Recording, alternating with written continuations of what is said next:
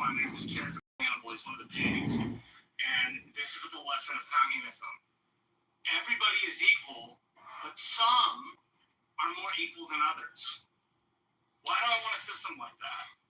And I think, Marshall, isn't there an American Communist Party or the Communist American Party or something like that? There is a party called the American Communist Party. And let me ask, Communist is on stage. Communist, have you joined that party yet? Well, I've heard a lot of people tell me about it. Sounds to me like the answer is no. How, since you're so in favor of communism, how come you haven't yet joined the American Communist Party? Like I told you that I don't know. No, I didn't tell you that I didn't know about it. I heard people tell me about it. Well, when was the last time you spoke to anybody in the American Communist Party? No, I didn't speak to anybody in there. When was the last time you asked for any information from the American Communist Party? You're backing me in a corner. Like you're damn right I am. And you know why I am? Because every time you come on this show, you bitch and complain about me. Which, you know, I could take it. You get a fresh vibe. Anybody can come on and complain about me. But now you're talking about the country on the 4th of July. And you're saying we'd be better running the country like a communist party with a communist dictator. So it seems to me it's a very reasonable question for me to ask, when was the last time, pardon me, how come you haven't joined the American Communist Party? This is John Kitover, Chicago Mayoral candidate for the February 23rd, 2027 election. I'm on a podcast right now. We are debating communists. We are debating democracy and Donald Trump. The Trump derangement syndrome is real. Enjoy this little 3-minute clip and go to ChicagoMayorVote.com. Thank you for watching. It's just that Happy 4th of July. Sitting in your back channel is the homepage for the American Communist Party, ACP, or the CPUSA, the Communist Party of the United States. If you would like to join either one of those, it is legal to join them. It was not legal during the Cold War. But, because we live in America and we believe people should be allowed to express themselves, we let communism express itself. So you should look at those parties. And I don't know, if you're so pro-dictator, you should probably imagine yourself as one of those people who is not among the more equal than others, and then maybe you won't want a dictator. Yeah, and Marshall, you put them in his back channel, right? Yes, I did, so that he can put his money where his mouth is and actually yes. And so, communists, here's what I want you to do. Communists, here's what I want you to do. I want you to go to your back channel. I want you to click on the links that Marshall sent you. You don't have to join the party, but I want you to get information on the party. I want you to research information on the party. And the next time that you come in this room, I'm going to expect you to be able to answer the following questions about the American Communist Party. Very simple. Who, what, when, where, how. Who, what, when, where, how. The next time you come in this room, I'm going to ask you those 5 questions about the American Communist Party. And with that being said, I want you to have a fantastic 4th of July. And here's our very first class escort down the VIP. Now, before we continue on, because the show is coming to an end, some of you that have heard me today for the very first time, especially speaking to communists like I just did, you may think that I treated him unfairly. You may think I was a dick. You might think I was an asshole. Communist, the majority of the time he comes in, he complains about me, he complains about the show, which is fine. I got no problem with that. I can't remember the last time, really, the last time he ever gave me or the show a compliment, which he doesn't have to. He can bitch and complain about the show all he wants. That's fine. But like Marshall said, I want him to put his money where his mouth is. And by the way, before we go to the remaining people on stage, and Mod Squad housekeeping, don't invite anybody else up. I am what is sometimes referred to as a greater fool. Yes, now for some of you that heard my opening almost 3 hours ago, what? Steve, you're not a fool. Yes, I am. I am a greater fool. And for those of you that don't know what a greater fool is, I'm going to play a clip, which is a fantastic explanation of a greater fool. But also, right after this clip, tacked onto it. This is John Kitover, Chicago mayoral candidate, fighting to liberate Chicago from the communist thieves, the parasites, the fraudsters, and the scammers that have obliterated Chicago. The city's $100 billion in debt. The state of Illinois is $200 billion in debt. I need you to like this video, subscribe, and comment, and share the video. Together, we will liberate Chicago. I need your signature right now on our petitions. And on February 23rd, 2027, I need your vote at the ballot box. Go to ChicagoMayorVote.com. We are on a communist podcast debating liberal, progressive, pluralist, Democrat scammers. Greater fool. And then right after that clip piggybacked on it is the girl that asked Will McAvoy, what makes America the greatest country in the world? He loves Don't this go clip. away. We'll be right back after the clip. The greater fool is actually an economic term. It's a patsy. Thanks for that. For the rest of us to profit, we need a greater fool. Someone who will buy long and sell short. Most people spend their lives trying not to be the greater fool. We toss him the hot potato. We dive for his seat when the music stops. The greater fool is someone with the perfect blend of self-delusion and ego to think that he can succeed where others have failed. This whole country was made by greater fools.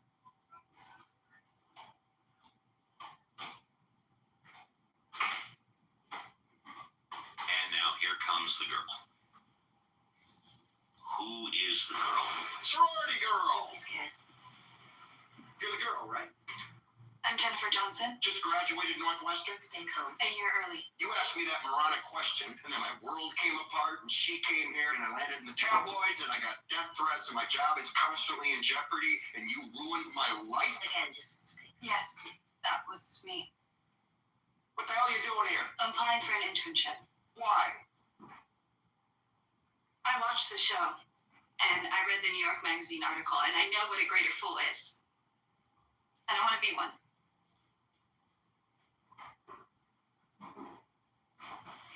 Ask me again. I'm sorry. Ask me your idiot question again. What makes America the greatest country in the world? You do. Hire her. And I'm going to tell you what makes America the greatest country in the world. JCC, Violet, Reverend Scott, Alfonso, Alan, G.A., Meg, and everybody in the audience, because just because you guys are here, you want to make a difference. You know, in the radio broadcasting, podcasting industry, they say if you can reach one person, you've been a success. Really? We reach hundreds of people every day. And really, my goal is to only reach one. And I'm so proud of what we've been doing here for 5 years, every Saturday and every Sunday for a 3-hour tour from 7 a.m. Pacific Standard Time for 3 hours. This is John Kitover. I'm running for the Chicago mayorship. February 23rd, 2027 is the election. I need your like, your share, your comment, and I need your signature on our petition. I need your vote on February 23rd, 2027. Together we will liberate Chicago. We will restore justice. We will restore law. And we will restore the American way. Go to ChicagoMayorVote.com. And on February 23rd, 2027, vote for this guy, John Kitover. Go to ChicagoMayorVote.com right now. We are on a podcast debating with communists. We are debating with thieves and fraudsters. talking economics, we're talking law and order, we're talking America. What is best? And will different people have different opinions about what is best? And perhaps we have achieved best, but there are those who are profiting off the idea that we have not achieved best. So I ask all of those questions today on America's birthday. And Steve, I just want to say, going by your PTR picture, I think you are a snazzy and fashionable dresser, and that is my compliment to you for the day. You're very kind, and I'll give this advice to the nieces and nephews. If you're ever stuck for what to wear and you don't know, just wear all black. Easy. Let's say goodbye to GA. GA, would you like to say goodbye? Yes, I would. And You did have a fresh five earlier, is that correct? Or did you have fresh five? I never got it. Oh, then you know what? You don't have to say goodbye. I'm sorry about that, buddy. Welcome to the stage. You get a fresh five. I don't want to rush you. Go ahead. Well, I have two questions, and ironically, I came in just in time for you to answer my second question, so I don't even have to answer. I don't even have to ask it. See, you have ESPN. My first question, though, Uncle Stephen, I just want to give you the compliment that I gave you yesterday, is that I love what you do here. I absolutely love it because it is the epitome of what you just played. I like what you do in your room. I was in your room yesterday. You're that guy? Am I right or am I mistaken? Yes, sir. You Well, are. I like your room. Yeah, go ahead. I appreciate it because it is a place to let everyone actually get out their version of the issues of being the greater fool, and yet encourage them to be that. So I appreciate it. My question to you, though, sir, and this is a technical question. You sound fantastic. You run an incredible room. Is it possible that I could actually send you a back channel on my email and you tell me your technical setup? Not only can you do that, but I can tell it to you right now if you have a scratch piece of paper. Yes, sir. Please, sir, do. I have it. I will give it to you right now, and if you want to send it back channel, you can. I have a Zoom PodTrack P4, ZOOM PodTrack, PODTRAK P4. It's a couple of years old, so as JCC and some of the Mod Squad will tell you, it's having some problems when we play music and then talk over it. But it's a Zoom PodTrack P4. You can pick one up for about $150, $160. I have a condenser microphone, which I picked up for about $120. I have a cheap. This is John Kitover. I'm running for the Chicago mayoralship. The election is February 23rd, 2027, and I need your vote. And I need your signature on our petition. And I need your like, and I need your comment, and I need you to share this video right now. And then I need you to go to ChicagoMayorVote.com. And together, we will liberate Chicago from never-ending property taxes, pension payments, and interest expense. We will rip out every concrete bike lane and every concrete bump out that has destroyed driving, parking, and traffic in Chicago, like this video right now.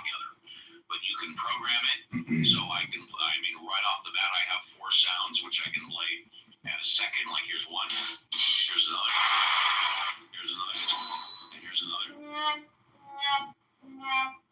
But it can hold 48 hours of different sounds. I don't keep any of the sounds recording. And then, of course, I can play anything I want off my laptop, like right here, for example. He never will. He doesn't care about this country. And so that's basically it. But it all starts with the Zoom PodTrack P4. But you can send me a back channel, and I'd be happy to write it out for you if you need. And it's very simple. A lot of people spend $5,000 for a home studio. My whole setup cost under $500, not including the computer. I appreciate that. Let me ask you one quick question. Yes, sir. Question Yes, sir. What, are you using Club Deck? Are you? No. I've never used Club Deck. Now, Reverend Scott uses Club Deck. I think JCC uses Club Deck. No. Oh, okay. Reverend Scott uses Club Deck. So if you want, you can back channel him about Club Deck. I know a lot of people that use it. I never have. So you just plug your phone directly into the PodTrack, into the Zoom. I plug my phone, my microphone, and the laptop into the Zoom PodTrack P4. Yeah, there's quick videos on YouTube that'll show you how to use an external audio interface on these apps, especially Clubhouse using the iPhone or an Android phone. So yeah, you can do exactly what Steve does with either the PodTrack or any other external audio interface. Yes, and in fact, please, thank you, JCC. Go on to YouTube and just type in Zoom PodTrack P4. And you'll see like 50 different videos on how to use it, and then click on one that's 5 to 10 minutes, and it'll show you exactly. But you can also go on to Google. You can go to Amazon. Very easy. But basically, it is what I have found the least expensive audio interface. The category would be audio interface. It's a what is it called? A 24 mixer. It's basically an inexpensive mixer that puts all the sounds together, and it's very inexpensive, $150, $160. Well, I know some people have a hell of a lot of money, but if you're into putting the sound together, some people spend literally $5,000. But no, I didn't do that. That is absolutely fantastic. And I'll end with this question. Just tell me your opinion about it. You already know, we talked about this before. I'm a combat veteran, and just on the outset, I'm looking at what we did in Iran. I'm sure you guys talked about it. And being a financial guy, I look at the risk mitigation, and it just feels like to me that we had a straight open, they were fighting, and now we're paying them $300 million, and the strait is open, and they're fighting. What do you feel about that? Did we get anything out of this deal at all? Thank you. I am going to give you a first-class escort to the VIP, and I will answer that. Feel free to. This is Chicago Mayoral candidate John Kitover. I need you to like, comment, and share this video right now. Then go to ChicagoMayorVote.com. Sign our petition. Vote for John on February 23rd, 2027. Liberate Chicago from the communist property tax thieves, the CTU mafia, the never-ending pension payments. The city is $100 billion in debt. 3 months ago, except tens of thousands and we're on a podcast. Have died. We've spent billions on the military, and now we've committed $300 billion to rebuild. Additionally, the Trump administration once again has been exposed for outright lying. Remember a week ago, we've got a deal on Trump's birthday. We've got a deal. Then we find out they only had a memorandum of understanding, an MOU. Then we find out that the MOU wasn't even completely written. Then we find out that the MOU wasn't signed. Then we find out they don't even have plans to get together to sign it. And we clearly do not have a deal signed. I don't even know if we have an MOU signed, a memorandum of understanding signed. So, when you ask me, what do I think we are where we were exactly 3 months ago, except we've spent hundreds of billions of dollars. We've committed to rebuilding hundreds of billions of dollars, and tens of thousands of people have died, whether or not you consider it needlessly or not, I don't know. And of course, more examples of how Donald Trump has lied to us, and how I've said time and time again, I literally cannot trust a single word out of his mouth unless I verify it with 3. So says Steve Appel, a man with so many skeletons in his closet, it would be a graveyard, boneyard. Meg, it was a sincere pleasure speaking to you today for about 15, 20 minutes. And I know you've stuck around and listened. I'm glad you did that. Would you like to say goodbye, Meg? Meg, oh, there we go. Hi. I completely concur with your analysis. We are same as we are, except the IRGC has managed to play us for fools and get Yes. $300 billion, which will go largely into rebuilding their facilities, which mostly not the civilian infrastructure, their facilities. They've got a lot more to finish their research. We have made them billions richer. That's, yeah. But no, again, yes, wonderful conversation. Thank you. And I know thank you for going over time. Thank you. Meg, it's my pleasure. And, if you or anybody else wants to send me a back channel for any reason, I read them all. I respond to them all.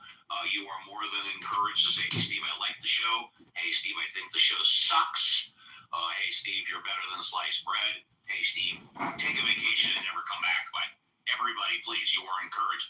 And Meg, first class escort down the red carpet to the VIP. I don't want to give Iran nuclear weapons or allow them to have them. But remember, like the last time around, we got them all, and now, just like a month or two later, there's more. I don't want Iran to have nuclear weapons, but I don't like the government lying to me, but that's the price we pay. Alfonso, would you like to say goodbye? Alfonso in South America, our brother from another mother. Yeah, hi. Yeah, goodbye. Have a great day. Thank you. Tomorrow. Thank you very much. Violet, the sexiest voice on the Mod Squad. Would you like to say goodbye, Violet? Yeah, Steve. I really enjoyed being here today. Like being at an awesome 4th of July party with all my friends and having great conversation. The difference is I just wasn't wearing a skimpy swimsuit because we weren't at the pool. Right. Not that I do that much anymore, but it's nice to dream. But anyway, really great show. I hope everybody has a safe and happy 4th of July. Be careful with the fireworks. Be safe in the heat if it's in that area. And happy 4th of July to our country. Happy birthday to us. And see you tomorrow, Steve. JCC, the Grill Master, would you like to say goodbye? Yeah, good room, good show, good conversations, and let's keep Trump's face off of Mount Rushmore. I agree with that. And looking forward to tomorrow's show. Until then, happy trails to you all, and have a great celebration of the America's 250th, and happy 4th of July. Be safe, be aware, and don't be square. Maybe we should, instead of his face, we should put his butt cheeks on around. Last but not least, Reverend Scott. Yeah, hey, I just Thank you all for being here. Have a great Independence Day, and we'll see you tomorrow. And with that, folks, we are done. Great show today. Thank you, everybody. Have a fantastic, fun, and safe. Be safe, okay? And believe me, being involved, I don't talk about this too much on the show, unless, of course, I'm asked, which I never am. Being involved in injuries for 30, 35 years, although it doesn't happen too often, I have seen people, both employees and non-employees, with amputated fingers or fingers that have been separated from the hand for various reasons. Occasionally, it's from too short a fuse. I have seen pictures of a teenager with fingers blown off their hand. So just have a great 4th of July. Have fun, but be safe. We will will be back again tomorrow at 7 a.m. for another 3-hour tour for Ask the Atheist on behalf of the Mod Squad. This is Chicago mayoral candidate John Kitover. I'm on a podcast debating liberal, progressive, elite intellectuals, pluralists, and communists, thieves and fraudsters. Go to ChicagoMayorVote.com. Together we will liberate the city. Day number 1, property taxes will be cut 25%. All concrete bike lanes will be ripped out. Parking, traffic flow will be restored. Go to ChicagoMayorVote.com. When I was growing up, I used to always use them. Go to the park. Okay. Not like the public. Hell no. Yeah. Because we would pay for, like, the partition, and we would use the grills there. Now, they would put, Reynolds wrap and all that stuff on it. But, yeah. And I used to question it as a child. They said, oh, the heat burns off the germs. The heat cleans it up. Rubs and tussin. We would just bring like one of them little portable grills to the park with us. And we did a cookout in the park. Yeah, so Brooklyn, we used to do things different in New York, but same. California. I mean, you from California, man? Yeah, that's how they be. I was in California one time. I was talking to a girl. Every time she said something, the last word she dragged on, like, "What you doing?" Like,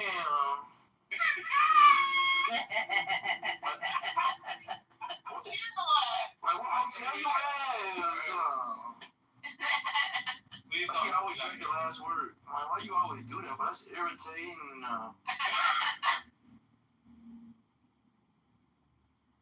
About biodiversity and species richness, we've had a devastating impact. I think it's more than 80% of wildlife that's been wiped from the planet by people, for us, for our consumption, and we have to reverse that.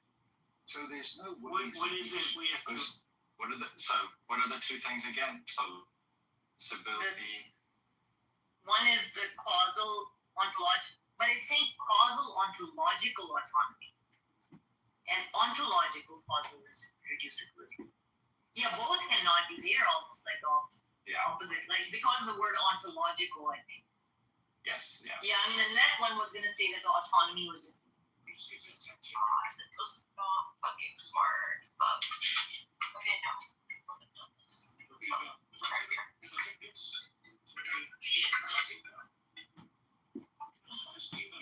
Hey guys, how are you? Oh my God, is that Lena? Good, how are you? Yeah, it is. Hi, Lena. I'm on TikTok Live. It's on the day. Oh my gosh. I feel like you're always on there now. I know. I need a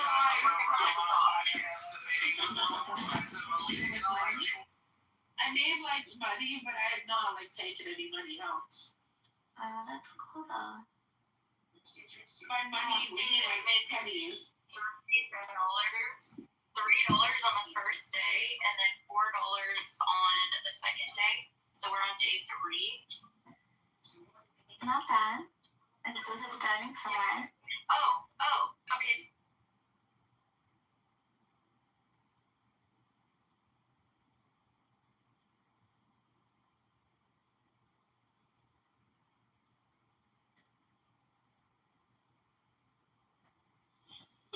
Yeah, it doesn't follow like how all of these things are byproduct. How it makes more sense to say that this organized, structured world that we live in is a byproduct. I don't see it as organized and structured. It's organized. Like So it would a lot more order than I do, right? But it's weird, and it's because we're biased towards that. Because the predictable and the pattern means safety. No, that's what science is. What are you on about?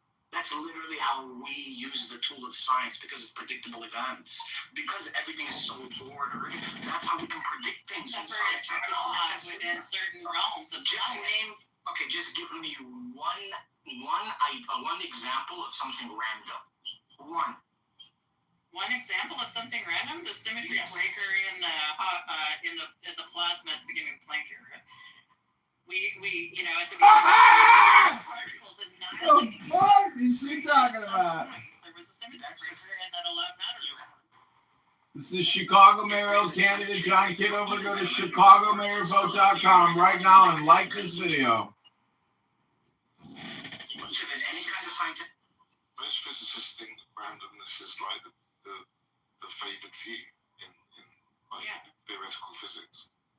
I mean, that's theory. Like, what does that even mean? Like, are you talking about like quantum physics? Some kind of particle appearing for no reason? That's not the statement they make. There could be a reason, we just don't know what it is. That's what they usually say. Well, you were saying that like one example in science of like randomness, like quantum. At the quantum scale, there's a whole lot of like randomness going on. That's their position. No. You name them as random, right? And let's say a particle, even if you believe in what most quantum theorists are talking about, let's just assume for the argument you do. A particle comes into existence and it seems like it comes from nothingness. You can't really make the determination that it's random yet. You don't know all factors considered as to why this particle came into this certain place at a certain time for this reason. All you've observed is that this particle came into existence. You just don't know as to why it did. Yeah, they're not made like I don't think you're talking about like virtual particles, right? Yes. So yeah, I mean they're not saying that like there's some like unknown sort of variables or hidden variables. I mean there are people that have that view, but they're minority. Like intuitively I would agree with them that there's probably a hidden variable and that it's all deterministic, but their view is, they've considered that and they still conclude that randomness is like a fundamental feature at the quantum scale. There's no time, there's just randomness. So it's just, and that's the actual, they don't think that there's a hidden variable. Like I don't like it, but that's That's the thing is like people just don't like it. That's not about it's like they need that. It's like you said. They need that. You said you judge things on a probabilistic scale. Yeah. No, Cora, you said you judge things on a probabilistic scale. Yeah. Most probably, it's very unlikely that an effect doesn't have a cause. Don't you agree with that? On a probabilistic scale. I haven't observed. It's to me that's underdetermined. That's fine. Okay, but you're the one that said you judge scale. Probabilistically, from your own account, something comes into existence with a cause. I'm working at, the key word there is scale, right? At what scale am I working? Existing at the quantum scale? No.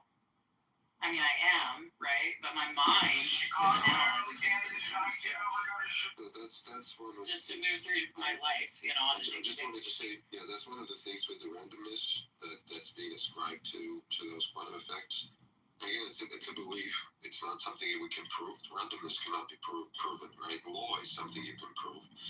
Pattern is something you can prove. Randomness cannot be proven. That's the problem. That's just a belief. This is John Kitover. I need you to go to ChicagoMayorVote.com.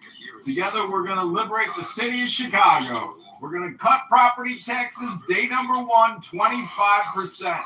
25%. We're going to rip out every concrete bike lane in the city, obstructing traffic that has removed parking for businesses and homeowners and condo owners. We're going to rip out all the stupid concrete bump out lanes that have taken over the streets for no reason. Like this video and comment right now. And go to ChicagoMayorVote.com. Based on this randomness. At the core. So I mean, it's something that we cannot explain. That's true, but it's something that it can only be taken at the level of I believe that it's randomness, right? I don't know. That's the most honest answer. I don't know what causes it, right? Someone says I believe it's God. Someone says I believe it's randomness, but the most honest answer is I don't know, right? I don't think there's anything to say that the universe is obligated to make sense to you. I think if you're going to appeal to your intuition, then you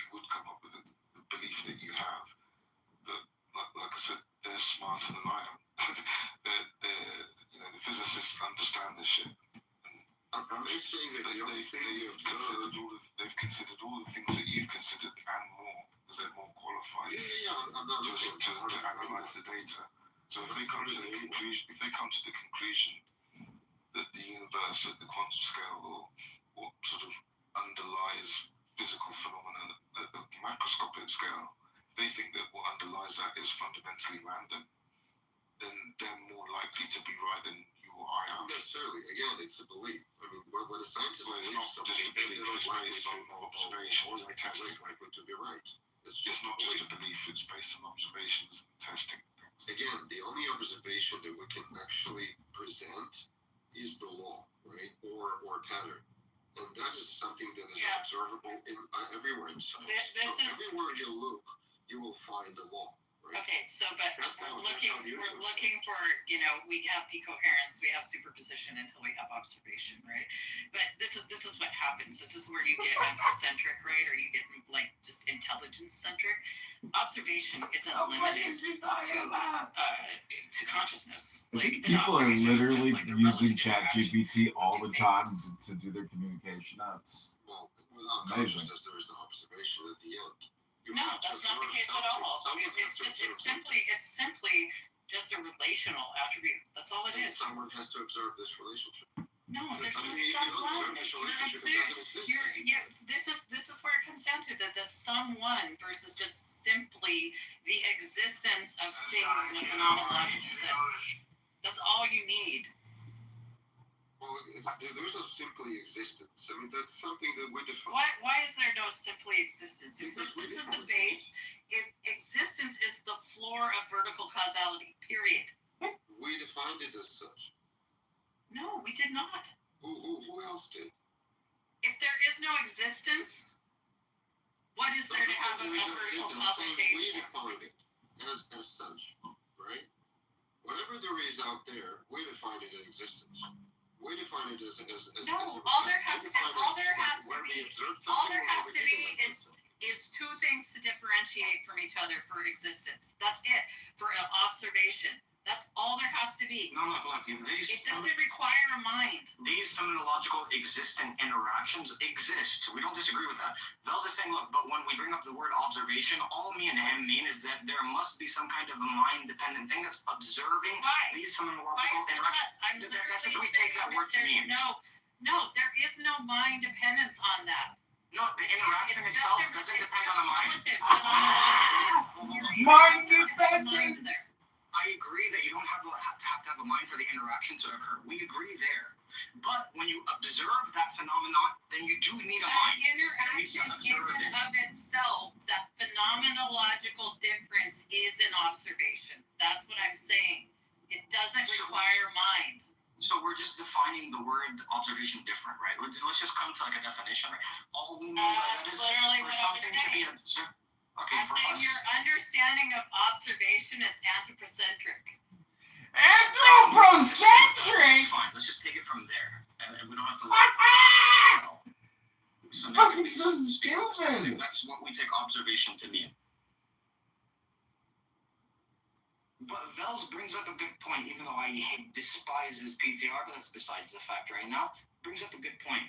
When you have all of these occurrences that you can scientifically prove to have laws that justify why those connections between cause and effects are occurring, why would you just assume and have a belief that this one experiment you have, or not even an experiment, this observation you have, going by our definition, that this virtual particle comes into existence, you come up with the idea, this belief, that this conclusion that, there's no reason as to why this virtual particle came into existence. That's like taking the minority view when it comes to the totality of science. Because science doesn't even work like that.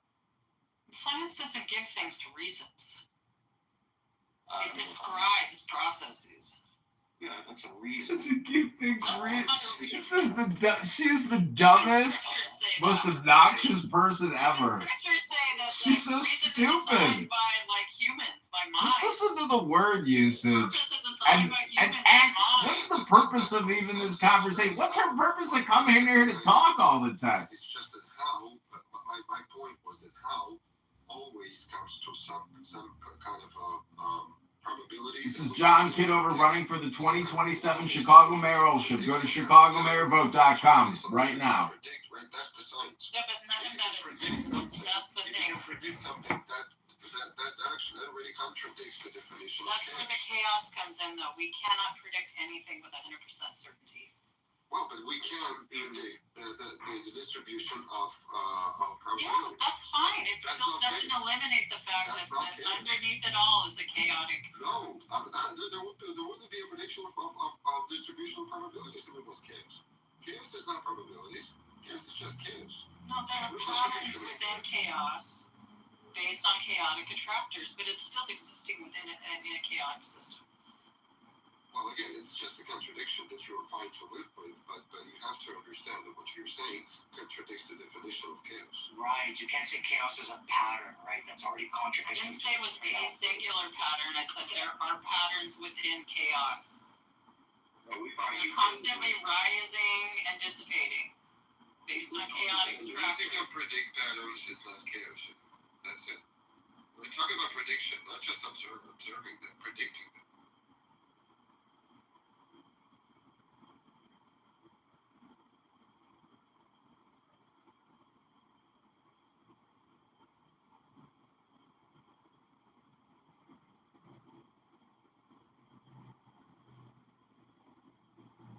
You're a theist, Bells? I'm a Jew.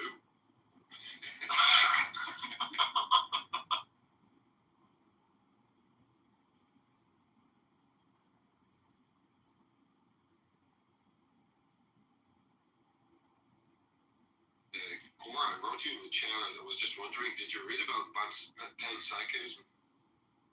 It's like a pretty Read about it or like kind of studied or heard about it. I know about panpsychism. Right. What is I know about panentheism too. But yeah. But everything possesses some level of consciousness. Well, that consciousness is actually like the building block of reality. That's like the basic level that we should have to start looking at reality. That we have to start from when we are constructing. Well, yeah, I think you can, but you have to redefine consciousness, at a scale that most people aren't willing to accept. Oh, we don't have a good definition for it anyway, so we can define it as anything. That's fine. Oh, I know, but like, this is the other thing too. It's like, it's like, I will talk about, things like there are theists that I like, Nargis or someone like that literally our concept of the universe aligns almost 1-to-1, but she perceives it as a God universe and I perceive it as a not God universe, right? We don't really get into have problems over it, right? Because our basic understanding of the way things are is pretty much in alignment. It's just I don't see it as God and she does, but it's because she's able to define God as something that I would say, okay, but that doesn't align with most people's concept of what God is. Like as soon as you say the G word, it starts presupposing all of these attributes that I don't think are applicable to the way the universe works at all. So this is what I'm talking about. Like it's the same way with consciousness. It's like most people, their understanding of consciousness, it has a starting point that I think is way too far along the spectrum of what being consciousness is. It's like somewhere in the middle rather than the base and minimum. Like I said, like any sort of like reaction to stimuli, I see as some sort of intelligence and consciousness. Right? Well, so just a quick addition to that. I mean, even though we don't have a definition for it, we have a very good sense for it. For some reason, every person in the world, like every sane person in the world, I would say that the artificial intelligence is intelligent by all criteria, but is not conscious, right? That every person would say. I mean, it's a really hard problem, but we all know that somehow, right? It's a really hard problem to make in a definition, but to know that it's not really hard. We all know that, right? So there's something fundamental to this. Yeah, it lacks that particular thing I think that we associate with it's it's being directed by the collective will of humanity, basically. But yeah. What does book look like for you that has a God? What? What does world look like? Because you said that you and some other person kind of share some of the same beliefs. You have to define what the God is, right? I think by most people's assumption about God, we would actually lose our ability to decide and lose the uniformity of nature, because an interventionist God would just fuck up the whole system. But me and Anand disagree, Corey. That's why you would agree with our concept of God compared to other people's Yeah, concepts. we generally agree. Like, that's the thing. It's like, this is why I like to have discussions and not debates about things, right? So, yeah. It's you know, and this is like you asked earlier what a post-theist is, right? I think that eventually, and to the good of, you know, intelligent life will eventually progress beyond the need for a God concept, and we'll just understand things as they are, right? And I think that'll be better for us in the long run, because of the social limitations and the social problems that the God concept has brought about, you know. So there might be a new concept that replaces it. There might be a new concept that replaces it, but what that is, I don't know. That's like some sort of like social singularity that I don't think that we can make a prediction of. It's like one of those things that we can't see the other side. Universal quantum. Yeah, and Hamza, listen, Hamza, I get that you love the unification, but your idea of God is not the idea of the God of the Christian, just traditionally. So, you know, I would have to say, like, you know, if you have a new scripture, then you follow the God of Muhammad. We follow the God of the Bible. If you're going to say you follow the God of the Bible, then there's going to be some distinction there from what's being presented in your book. So just, you know, be easy with the we stuff. I don't know who the we is in there and that when you made that statement. So It's only because she referred, thank you for saying it respectfully, it's only because she referred to Nungus. So when I said we, she knew that I meant just me and Nungus in my group. Because even Muslims, their traditional concept of God is not something me and my group share. It's going to be more like you guys share that. Christians and Muslims, you guys have this idea of God. Only air. I only share the air and the water. Yeah, I'm down with like Tawhid, you know. Yeah. That's fine for me. And that's why I'm trying to listen to that too. It's like if you, you know, but it just doesn't work for me, you know. I mean, I'm getting blamed for Islamophobia when I've tried my best to show a unification. So I'm just gonna fall into the hole of Islamophobia. And any chance I get, I'm just gonna remind any Muslim that's in the room, I do not believe in the same God as you, because my God is the one of Isaac, Abraham, Isaac, and Jacob that follows the scriptures in the Bible, which is a multi-personal God. If your God is one person, then I don't know who that God is. It's not the same God in the Bible. So, you know, you guys want to attach yourself. This is John Kitover, Chicago mayoral candidate. I need you to go to ChicagoMayorVote.com. I need you to help me liberate the city of Chicago and sign our petition to get on the ballot February 23rd, 2027. Go to ChicagoMayorVote.com. Day number 1, we're going to cut property taxes 25%. 25%. That's right, 25%. Day number 2, we're ripping out all the concrete bike lanes and bump outs. We're restoring the traffic flow and parking for businesses and residents. Go to ChicagoMayorVote.com. The city's $100 billion in debt. $100 billion. So yeah, I'll say Jewish. It's only going up. Before I say Jewish folklore, yeah.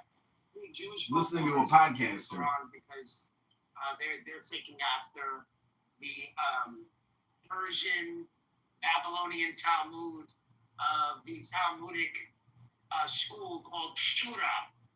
It's a Talmudic school called Shura. If you know what Surah means, you'll see the association with the Quran. So that's the reason why I say folklore. Although I because Abraham was not smashing idols. I don't know who that is. That's Talmudic, or should I say Midrashic language. That's not in the Bible. That's in Jewish Midrash. And I have nothing against Jewish folklore. It's just not in the Bible. All these stories of Abraham are in. Hold on. You don't have Babylonian and Mesopotamian myths in the Bible. These stories that were foretold before even these. Okay, do you know the story of Osiris? That it matches one to one with Jesus' story? No, it doesn't. And this is older than Christianity. They had 12 disciples. Yeah, this is the reason why you and I don't believe in the same God. I'm just saying that to say that, okay, fair enough. But to say like folklores and legends aren't in the Bible, like they are in the Quran, I'll read both books have these folklores in them that come way before them. It's kind of absurd to me. Which is, there's like evidence of that. I mean, what you would find is polemics against the belief system, so you'll find some overlap in some of your own stuff. But you won't find them, plagiarizing the belief system and adopting folklore or whatever. I have so many phones. Well, I think the question is, why are you watching my live stream on a phone? And you're wondering why I have so many phones? Well, it's because I'm live streaming. Hello? Try guys, I'm headed to the gym. Did you work out there? Yeah, once you say Jesus Christ is not the Son of God, you're Antichrist. Straight up. So I don't know why they would want to associate themselves saying Jesus is a Muslim. That's blasphemy. I'm just going to keep repeating this shit. You guys want to repeat yourselves 1,000 times and tell us we believe in 3 gods? I have to remind you guys are Antichrist. If you deny the crucifixion, you deny the resurrection, you deny his kingship, his sonship, you are Antichrist. You deny he has a father, you are Antichrist. That's 1 John 2:22. I just don't believe. I don't believe in magic, my bro. I don't believe some guy died and then he was resurrected or he has no father. Well, then that's just weird, man. I don't make such. Your book, he doesn't have a father either. He doesn't have a father in your book either. So Let's burn all the books and make kebab on them. To be honest, that's what you did. No. That's what you do. You burn books. We save manuscript. We have manuscript history. You bury it in our your manuscript history is very. What should I tell you about it? Have you heard of a man named Bart Ehrman? He's already knocked that out of the park, to be honest with you. Yeah, he doesn't deny that historical Jesus was crucified, but you do. No, I agree. He was crucified. Why you bring up Bart Ehrman? Because I agree with him. God doesn't believe he was. Bro, that was just a legend and a tale that was being told at the time during Muhammad's time, and he wanted to galvanize a community around him. He said, you know what, if you guys want to believe this, no problem, but don't touch my wife, don't steal my shit, don't murder. But yeah, you can believe all your magical fairy tales, no problem. 2 animals, everyone on one boat, no problem. That's what you guys want to believe. And now I'm arguing in 2026 the same points he was arguing 1,400 years later. No one's moved on, bro. Isn't that crazy? So then how is the Bible not preserved if you're giving arguments from the 7th century and it's now the 21st century and the book is still saying Allah is not the Messiah? What has changed since the 7th century to the 21st century that you're saying that our books are corrupted? You see how stupid you sound? You see how dumb you sound? The 7th century, the Quran in the 7th century is making arguments against Christianity in the 7th century. For your book to still make sense today, those arguments are still going to hold. They have to hold through time. This is the 21st century.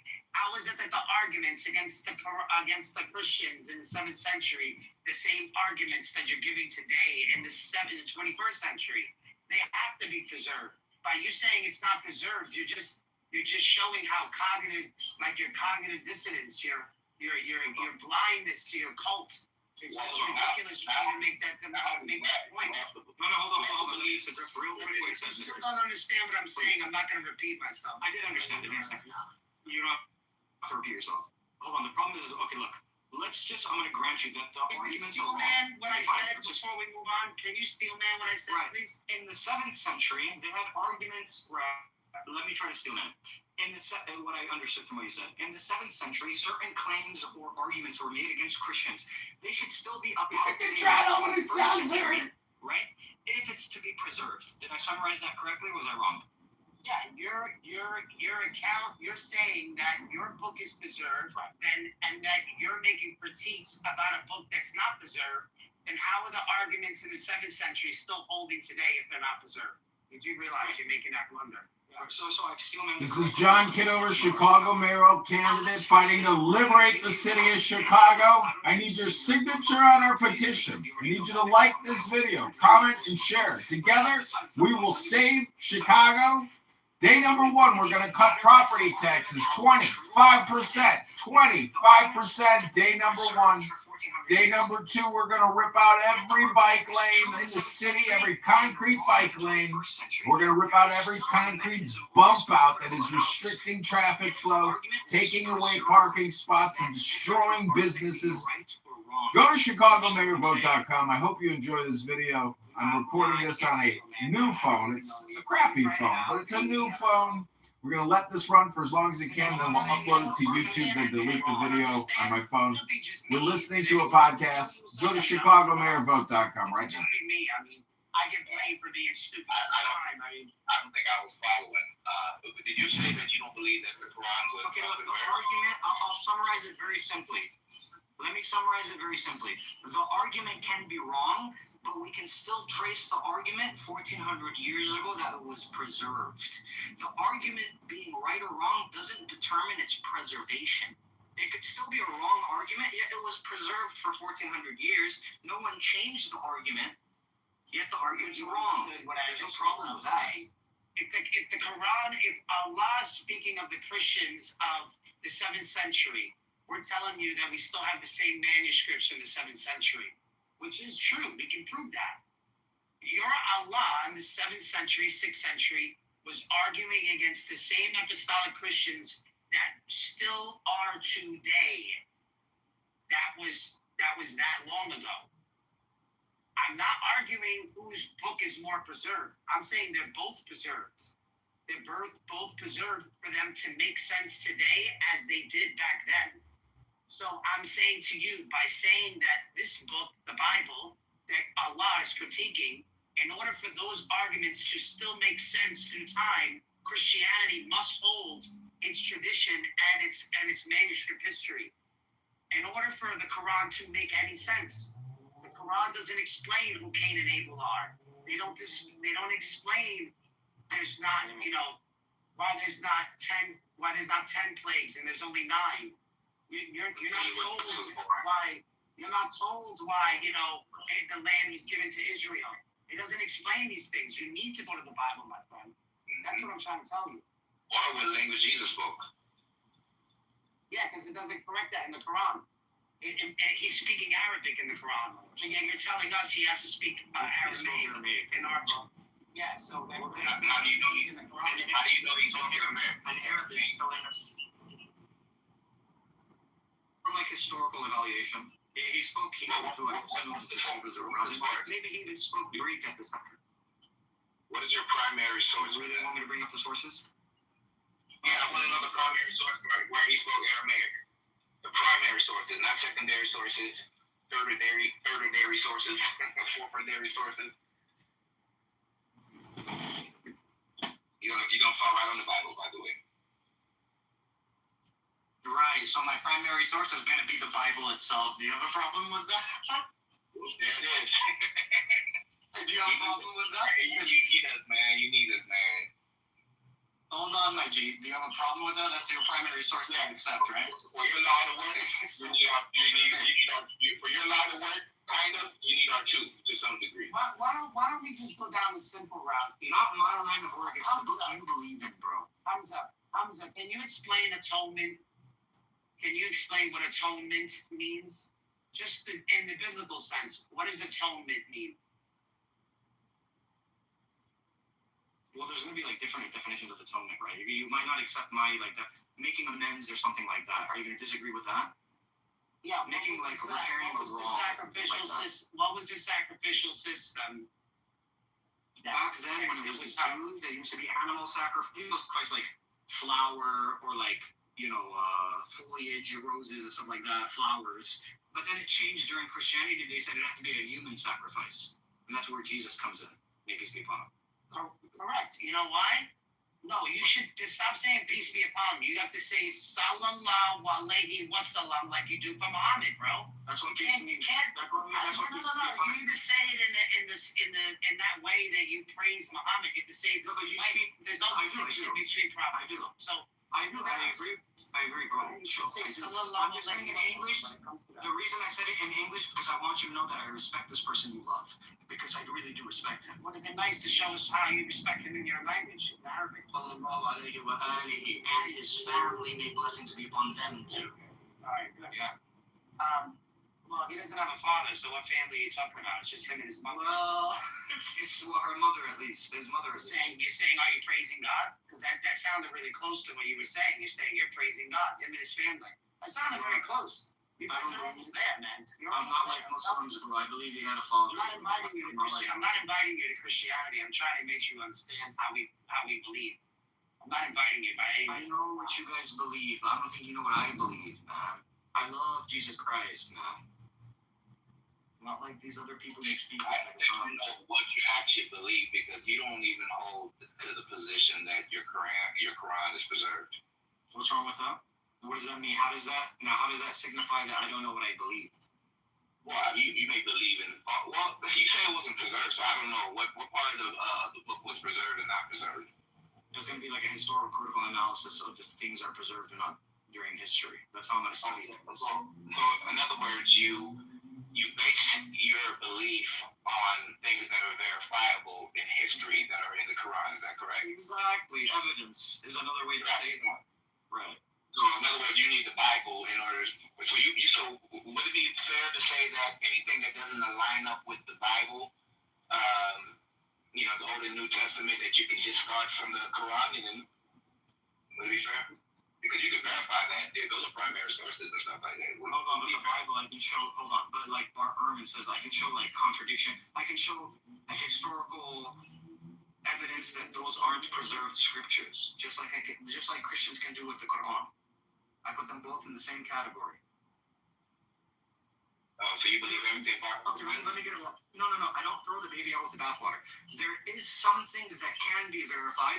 I think most likely when it comes to the Quran, there's more evidence because it comes later in history. So and they had papyrus and it was written on stones and bones and stuff like that. So I have more of a lot more is preserved in that sense. But I still think there was political, economical, social corruptions in both scriptures.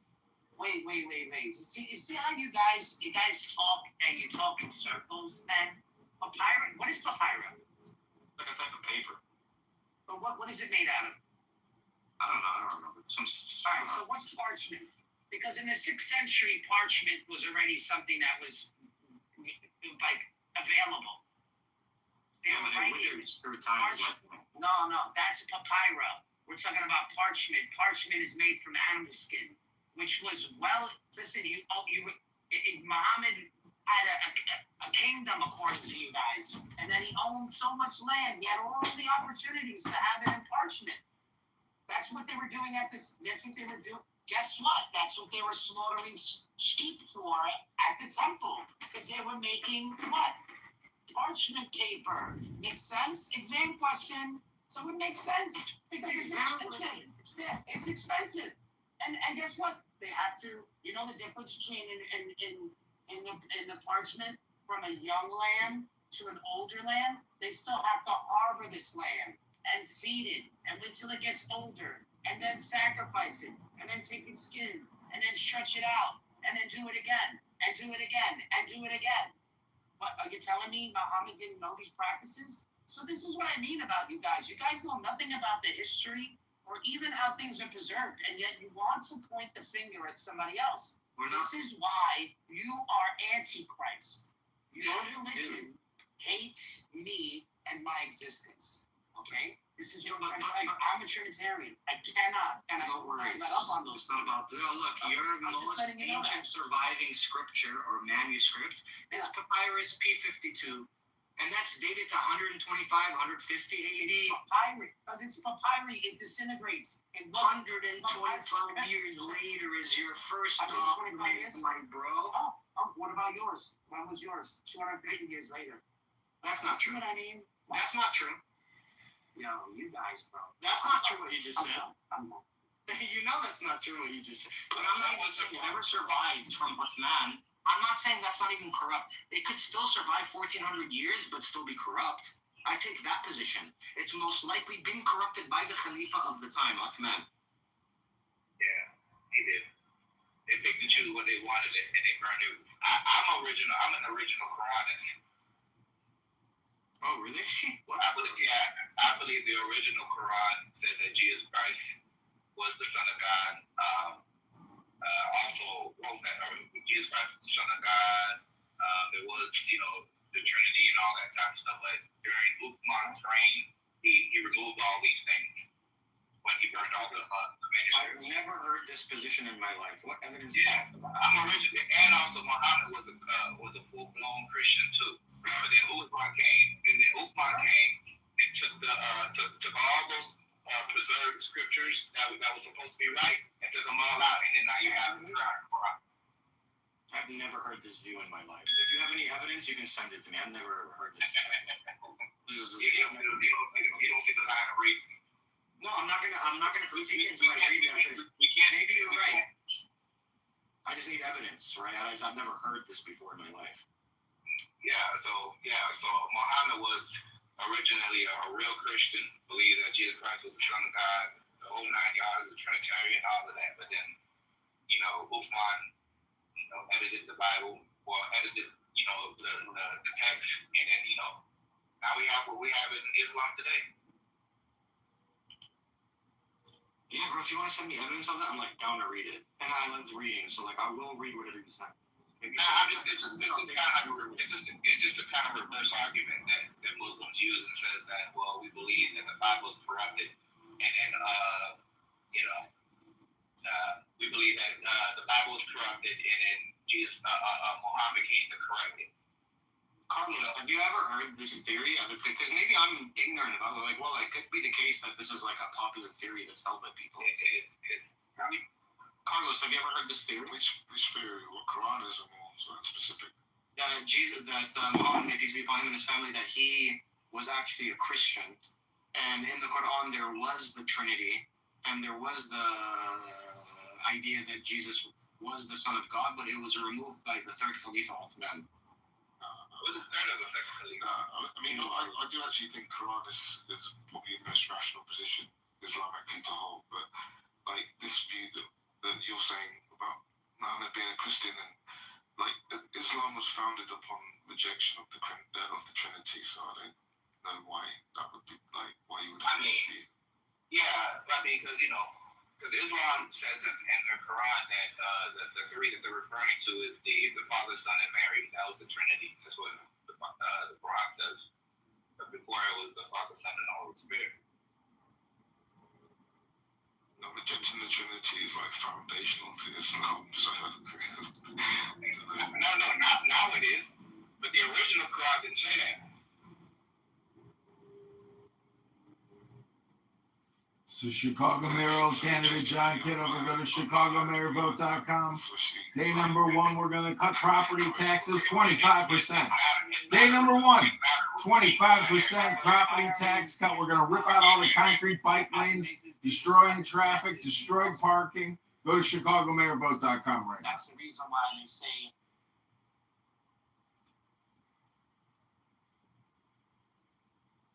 Yeah, that's why they use John 16, 12, and 15.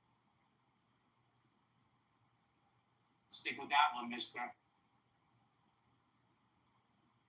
See, that's how any lie comes about. You have people that come along later and distort the truth.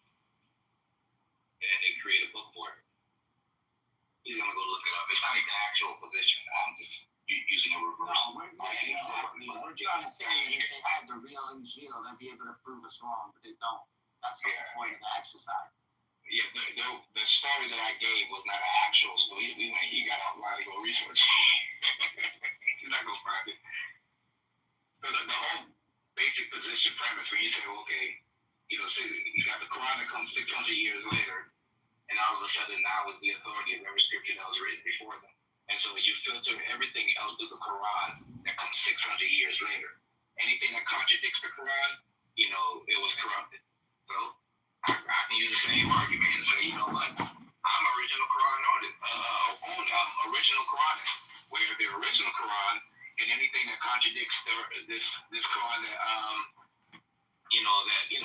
it's a reverse argument. That's all it is. It wasn't an actual position that people actually hold. But anyhow.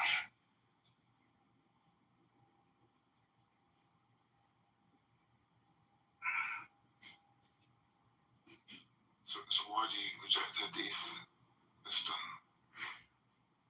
For reasons. I don't hold to any hadith, any Quran, any of that. I hold to the Old and New Testament. Well, you a Christian? Well, no. So what's the Quran stuff? It was a joke. Okay. I was being, what's the word I'm looking for? Is it facetious? Or I don't know what word I'm trying to use for. But it was a joke. It makes sense, saying when you're dealing with people that say that the Bible is corrupted and the scriptures or the text that they have is the actual corrector of them and so on and so forth. And anything that contradicts the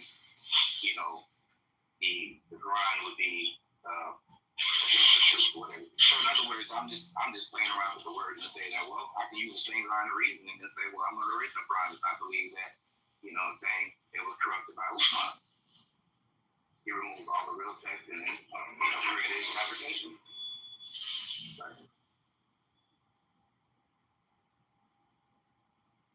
But yeah, I'm a Trinitarian. Didn't it carry on?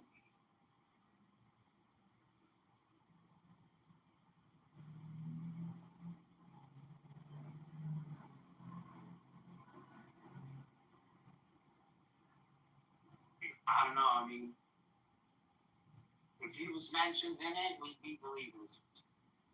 The fact that it's not brought up makes me think it was fake.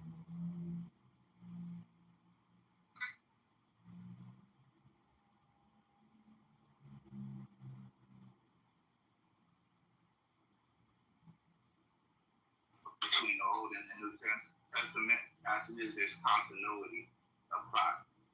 It's coherent. It fits well together. You get 600 years, the Quran saying that, well, there's a prophet that, Moses spoke about.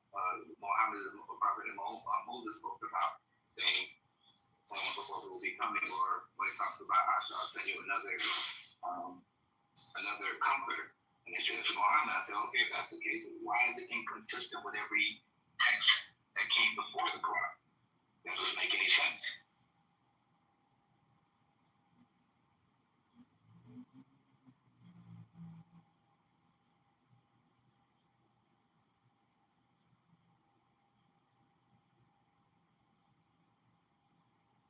Yeah, I mean, Dan Shimon did an amazing job showing with that guy, the doctor, whatever his name was.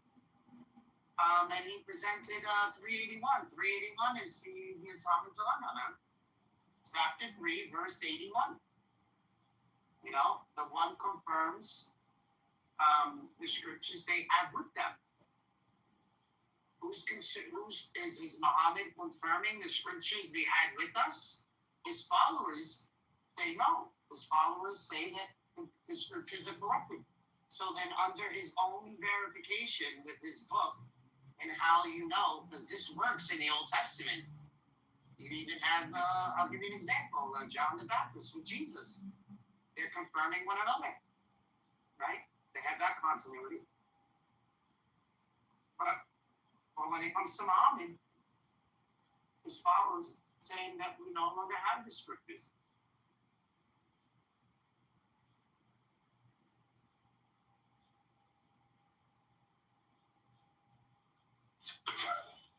Or their text.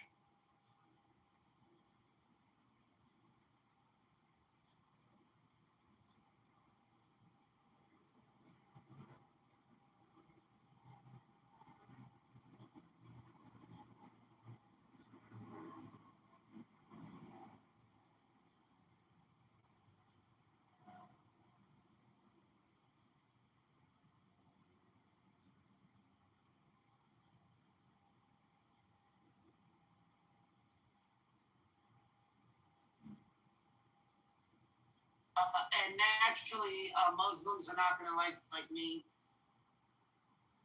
cause them to have some doubt. I'm going to cause them to think about what their scriptures are saying and give them the evidence to show that there is no corruption like they say they are, and how they just say things without giving evidence. I'm going to push them to that limit. So we as Christians have a space, and it's called atheism. And Christians are constantly being challenged by people who don't believe or used to believe. And we have answers to these questions. They might not be the best answers for people that don't believe, but there's still a conversation to be had. The conversation can never be had with Islam.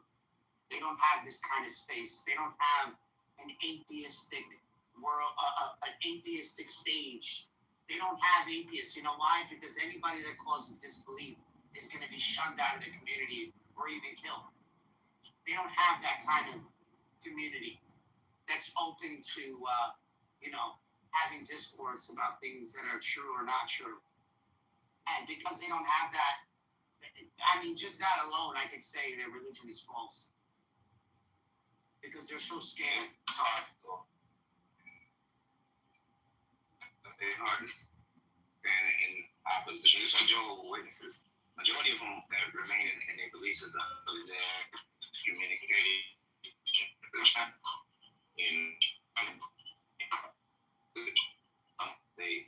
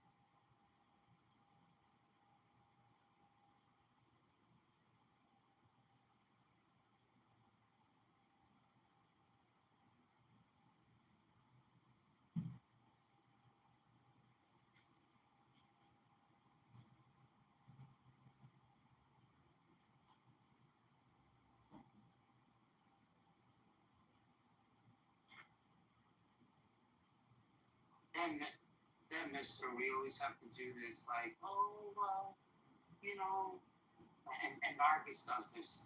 Well, they just don't know any better, and let's, since they're not educated, let's be a little, let's give them the benefit of the doubt. But here they are wishing my death upon their upon their insecurity, and basically their naiveness, their ignorance on what they're discussing. But I have to be nice to these people and just treat, she's basically telling me, they're stupid, so let's just be nice to them for the sake of the conversation. What? No.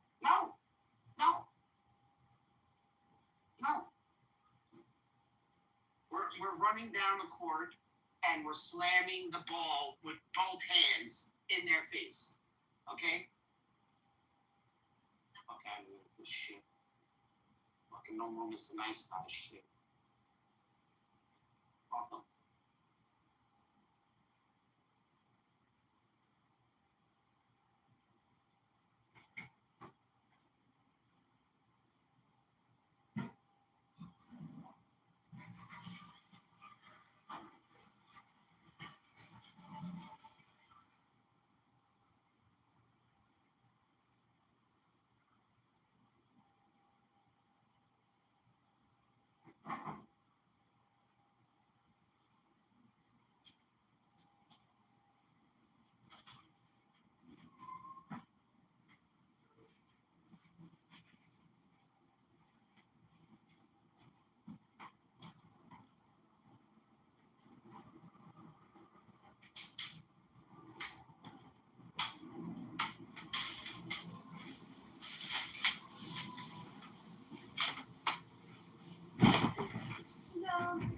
I mean, they don't know any better.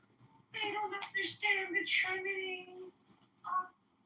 Let's be nice, Art. I know that they're stupid, but they're good people. They just like to do the occasional rape, like to spread Islam. It's okay to rape. I know they like to sleep with children, but let's still give them the benefit. These people don't like to do it, so let's not blame them. No. What do you mean these people don't like to do it? What are you talking about? Are you serious? If my brother, listen to me, if my brother, my own blood brother, my father, abused a child, I would put him in jail. Okay? Do you think that's the same for them? So you're trying to tell me I should hold them to the same standard?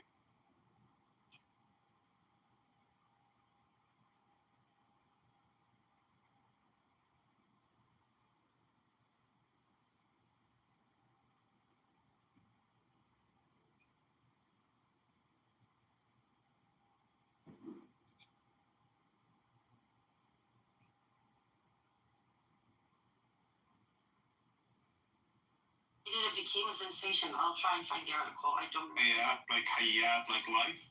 Yeah. Wow. That would actually spread. That could work in other They're expanding. They're expanding now exactly because of that. There's a lot of places on the planet where... Exactly. So there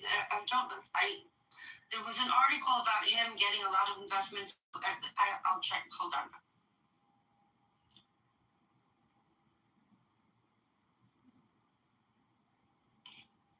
Telemachus. Yes. What is, you have any opinions about what I said about starting off with the territory and going from there to a state?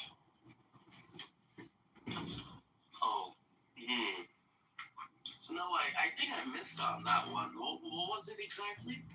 Are you Palestinian? I keep forgetting. No, I'm from Pakistan, bro. Pakistan, okay.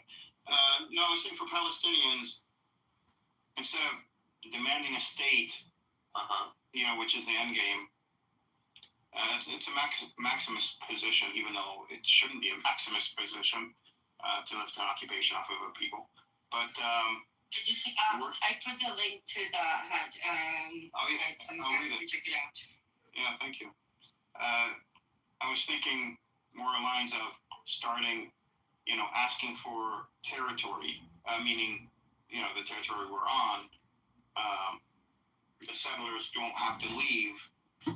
We just need more governance, more power need to build up our security forces, need to protect ourselves against the settlers as a first step. And You know, it would have to for the include one Gaza. thing that they will never give you, right? What? The whole liberal Zionist narrative is give back 99% of the occupied territories, maintain 99% of security control, hence demilitarize Palestinian territory always.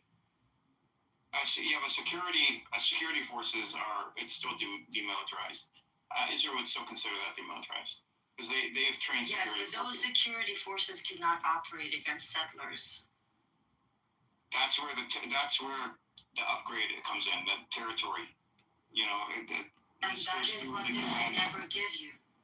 Well, I think it's something that is reasonable to ask, and I think the world would help force Israel to give that as a starting point, you know?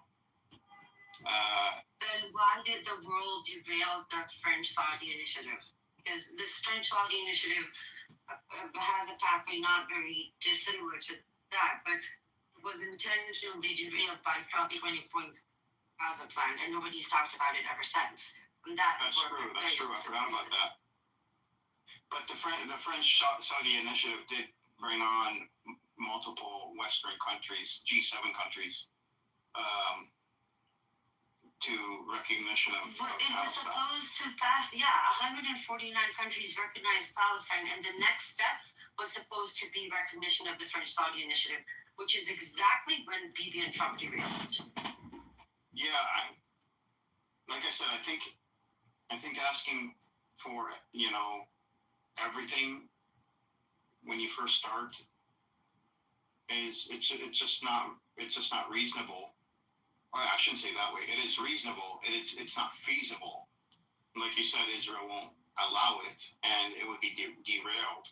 Whatever could potentially happen will only happen if international community will force Israel to comply. No matter how small or big, it won't You have to have happen a narrative. naturally. Yeah, but you have to have a narrative that they would hook onto. I think allowing Palestinians to have a territory that is overseen by Israel, where Palestinians are guaranteed that the settlers will not enter or harm them, and settlement expansion will stop. But that's Oslo, Edward. No, but we're not. But Oslo is done. The only thing we got out of Oslo is the But you're PLO asking for another Oslo. No, I'm asking for the minimum that the world would grasp onto and help push through with Israel and the United Nations, and something that the U.S. would be hard to counter, which is territory, safety and security for Palestinians, without asking for an outright state, but a way of Palestinians proving themselves, and with a time frame, with a timeline. So My only issue with that is what you're describing is exactly also, the time frame, the 5 years, Palestinians will show that they're being de-radicalized and all that bullshit. But I think you're reaching. Look, if we're going to go for something that the world is going to impose, I actually did a space about this a week ago, which was very interesting because it created a lot of support and a lot of objection at the same time. But I'll send you the recording to listen to. If the initiative of a two-state, one homeland that calls for a demilitarized binational confederacy. So there's a whole bunch of details, but the good thing about that specific initiative, that the main attention that it's being given is actually international. And I think that if the international community is ever going to impose anything on Israel, we might as well go far more. You need to ask for a lot more than just that, because that's also again. And I think that the world is prepared in this day and age to impose a demilitarized confederacy on Israel, because it won't happen. Demilitarizing Israel is not going to be possible. We just talked about how it's becoming a highly focused military They can focused have economy. their military industrial, but the idea is that there's no separate military. Border control, intelligence, security between the river and the sea is a joint institution between the two I don't know, sovereign nations within the Confederacy. So Israel, in no point, gets to the place where it has bombs, tanks, and airplanes to attack Palestinians. What do you mean? I mean that's Israel. The U.S. would never go for that. That's what I'm saying. This is what I disagree. I actually think that if there's any chance that the world is going to impose a solution, then I think that we might as well go for something far, because again, Edward, if something like this, and I understand where you come from, but it's just an Oslo 2.0. And I understand the survival mode, and I'm never going to tell you how to resist or how to liberate Palestine. I just think that it's too little.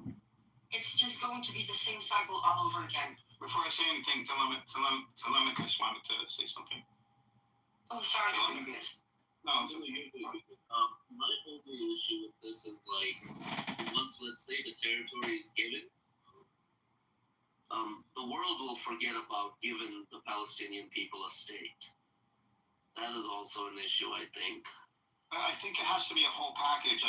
Here's the pathway to a Palestinian state. We start with a territory for a certain amount of time.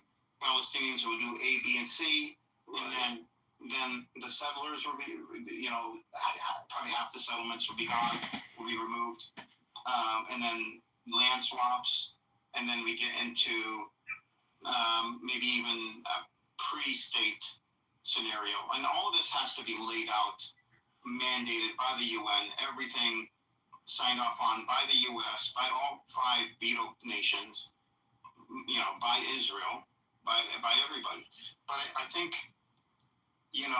asking Palestinians to prove themselves, even though morally we shouldn't have to, but we should always remember, if you want to get your ideas across, you should always know your audience and play to your audience. And our audience is the international stage. It's mostly the Western countries. And the citizens of these countries. If Palestinians come out looking super reasonable, let us prove ourselves. Let us, have a territory. Let us ensure that settlers do not attack us. And go from there. But it should all be on the path to statehood. I love you guys. I'm going to drop down and give the stage to other people. But Edward, I think you're aiming too low. Too low. Carry 'em, Rose. Too low.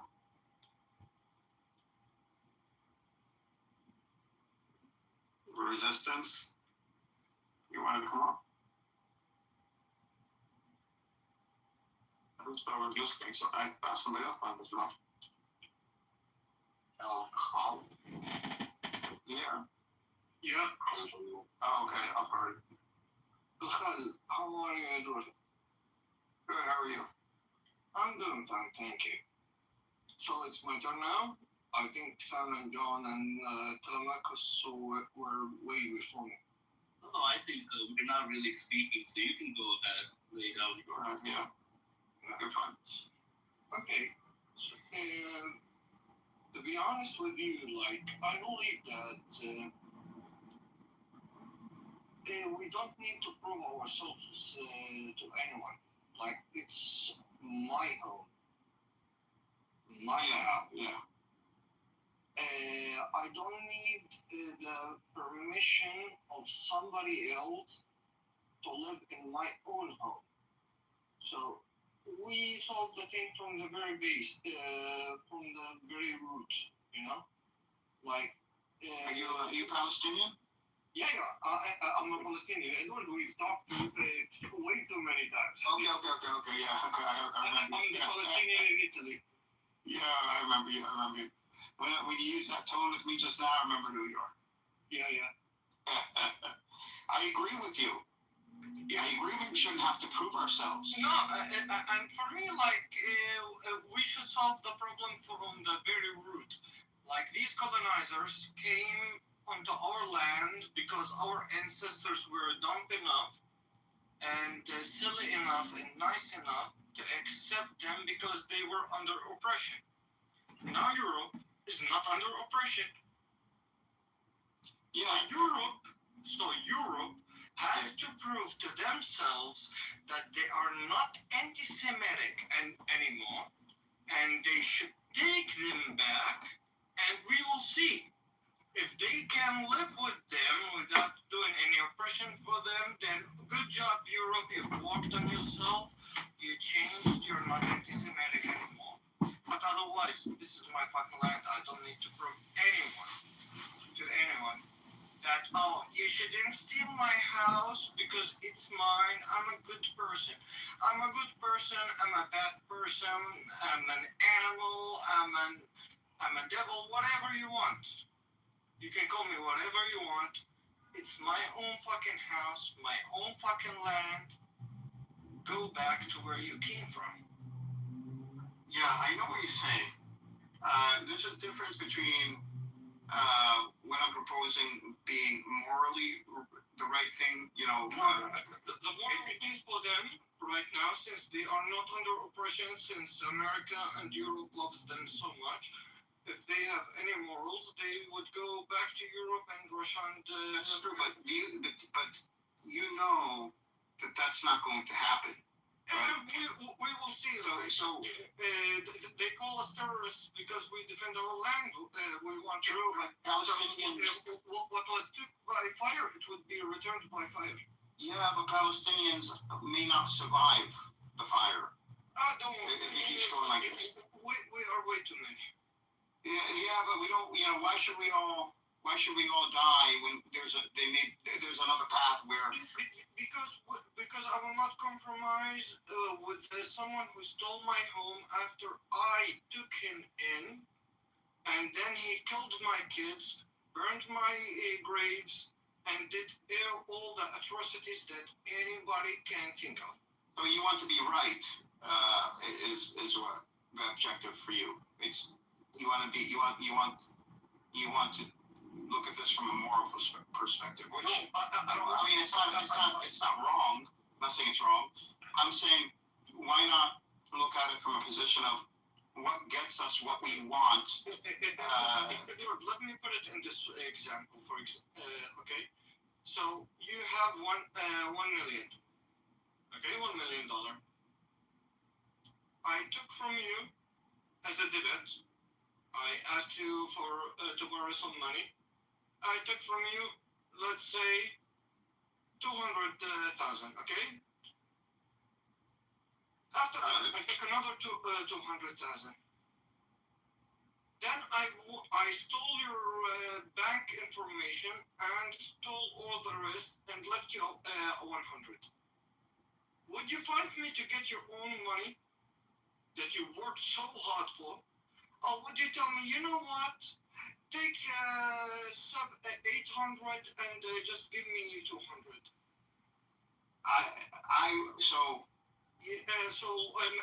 My grandparents worked their asses off to get a home that was stolen. Another one, their grandfathers worked so fucking hard. They suffered so much. With the injustice from the Ottomans, from Abbasides, from Alawite, to keep their lands. For whom? For a fucking European or American that says, oh, the dragon that spits water says in his holy book that your house is mine? So, a couple of things I wanted to say. First, I'm assuming you're not for two states, you're one state. No, don't get me wrong. I'm with with 2 states. Okay. So one state, listen to me, one state for the Palestinians with the borders of from the sea to the river, and another state for the for the Israelis wherever they want in Europe. okay, so that's one state. Okay. Okay. What I'm saying is, I believe that the quicker that the conflicts die down in the Middle East, the quicker that Palestinians are on a road to statehood, where Israel doesn't have any enemies. Would you give up? Hold on. The quicker that Israel cannot fight its enemies, I think that would be the beginning of the end of Israel. Israel would fight their enemies just hold on. Hold on. I understand. But you have to also look at it in a way where what is best for the Palestinians right now on the land? What is the best way of getting or achieving the ultimate goal? Okay. I really have a question to make it way faster for you. The lands and the houses. You have to first understand my position. You should understand my position. It doesn't sound like you understand my position. I am saying that we should take it in steps, not the whole thing at once. There's no way Oslo will happen. This is the Oslo idea. No, it's not Oslo. It's not Oslo. Different people, different circumstances, and we are aware of all the. But it's the same entity, the same oppressor. It's not Oslo. But what I can tell you is doing it your way, just waiting and fighting Israel. First off, have you asked the Palestinians in the West Bank and in Gaza if they're willing to continue the fight? And I will tell you that they're not. They're not wanting to keep. They don't want to keep dying. When 300% of the Palestinians live outside of Palestine, and they're the ones saying, fight, destroy. They have no weapons. They have no opportunity. Why should their children die? Hold on. Why should Palestinian children die for your pride? Of course, the Israeli colonizer will give you a hot. Of course. Why should they die for your pride? Give me a reason why they should. If there's another way to accomplish the same goals. Maybe my cousins are there. My family are there. Okay. From West Bank. So why do you want them to die for your pride? I don't have absolutely any citizenship or anything outside from my Palestinian. Okay, what I'm saying to you is, why have them die? I'm not talking from a point of privilege. I'm not privileged. I'm saying pride. You want to be right, but if we can accomplish the same thing by accomplish what, Habibi? They will keep on colonizing you. They will keep on killing you. They stopped expanding since 1885, since they first came to colonize. Okay, so your answer is, Palestinians should fight until Israel is destroyed. Not wanting to die doesn't mean that you surrender. If you want to talk about the people on the ground, Exactly. No, they don't want to die. They don't want to fight. They know what happens. They have no weapons. They have no training. Everything's been taken from them. They are not going to destroy Israel. That is not going to happen. Edward, I have an easier thing, an easier way. You know what? Let's back our things and go out to lift it for them because they are so evil. They will kill us. You can do that, but Palestinians that can. Listen, that's fine. You can take both positions. My position is that we Palestinians should first have the world behind us and ask for a pathway to statehood. That pathway would include steps, territory. Did the world abide to the rules that they have put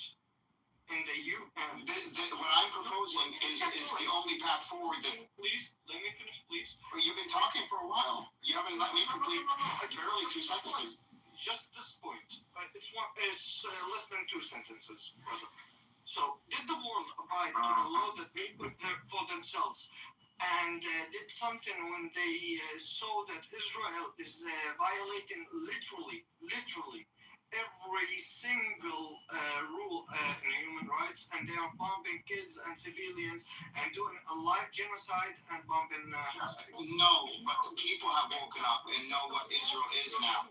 And now is the best opportunity we have. We finally are recognized as human beings by the world, the global population, and we are recognized to be under occupation, and Israel is now recognized as a barbaric nation, barbaric people that have committed a genocide. So now is the time to demand for a pathway to statehood, which would. It's the time to get your whole land back. You can't. How? You don't have a plan. Your plan is what? What's your plan? My plan? You want to destroy Israel. What's your plan? We are terrorists. We are whatever you say. These people are in danger since you are not anti-Semitic anymore. Take them back. What's your plan? What's your plan? No one's taking anybody back. Nobody's taking anybody out of Israel. When somebody is pointing a gun in your head, you either fight or get killed. You don't get on your knees and start licking their asses and balls. Okay, but who says anything about licking their asses and balls? This is called planning and being strategic. This is called. But you don't. Okay, what is your plan? What is your plan? Give us your plan. Lay out your plan for us. Go ahead.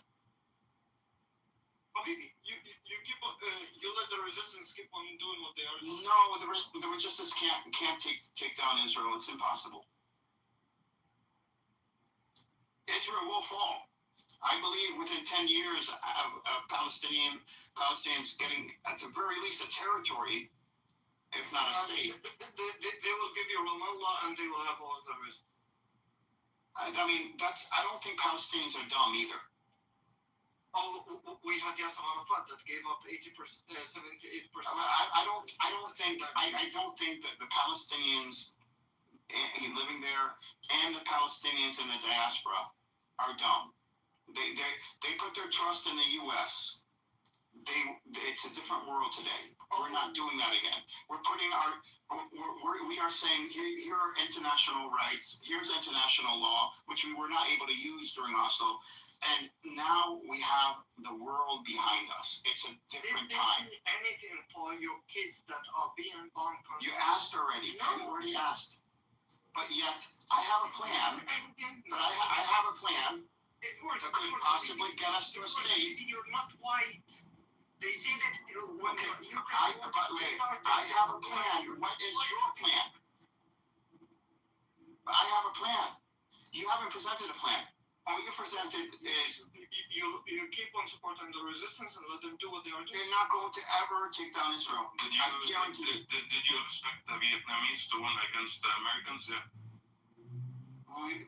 How many of them died? Millions. But that's a price you have to pay. But we don't. But if there's another way, then we don't have to pay that price. Yeah, but the way that you're presenting is going to take away so much from the Palestinians. No. Not only that. Why would it take away?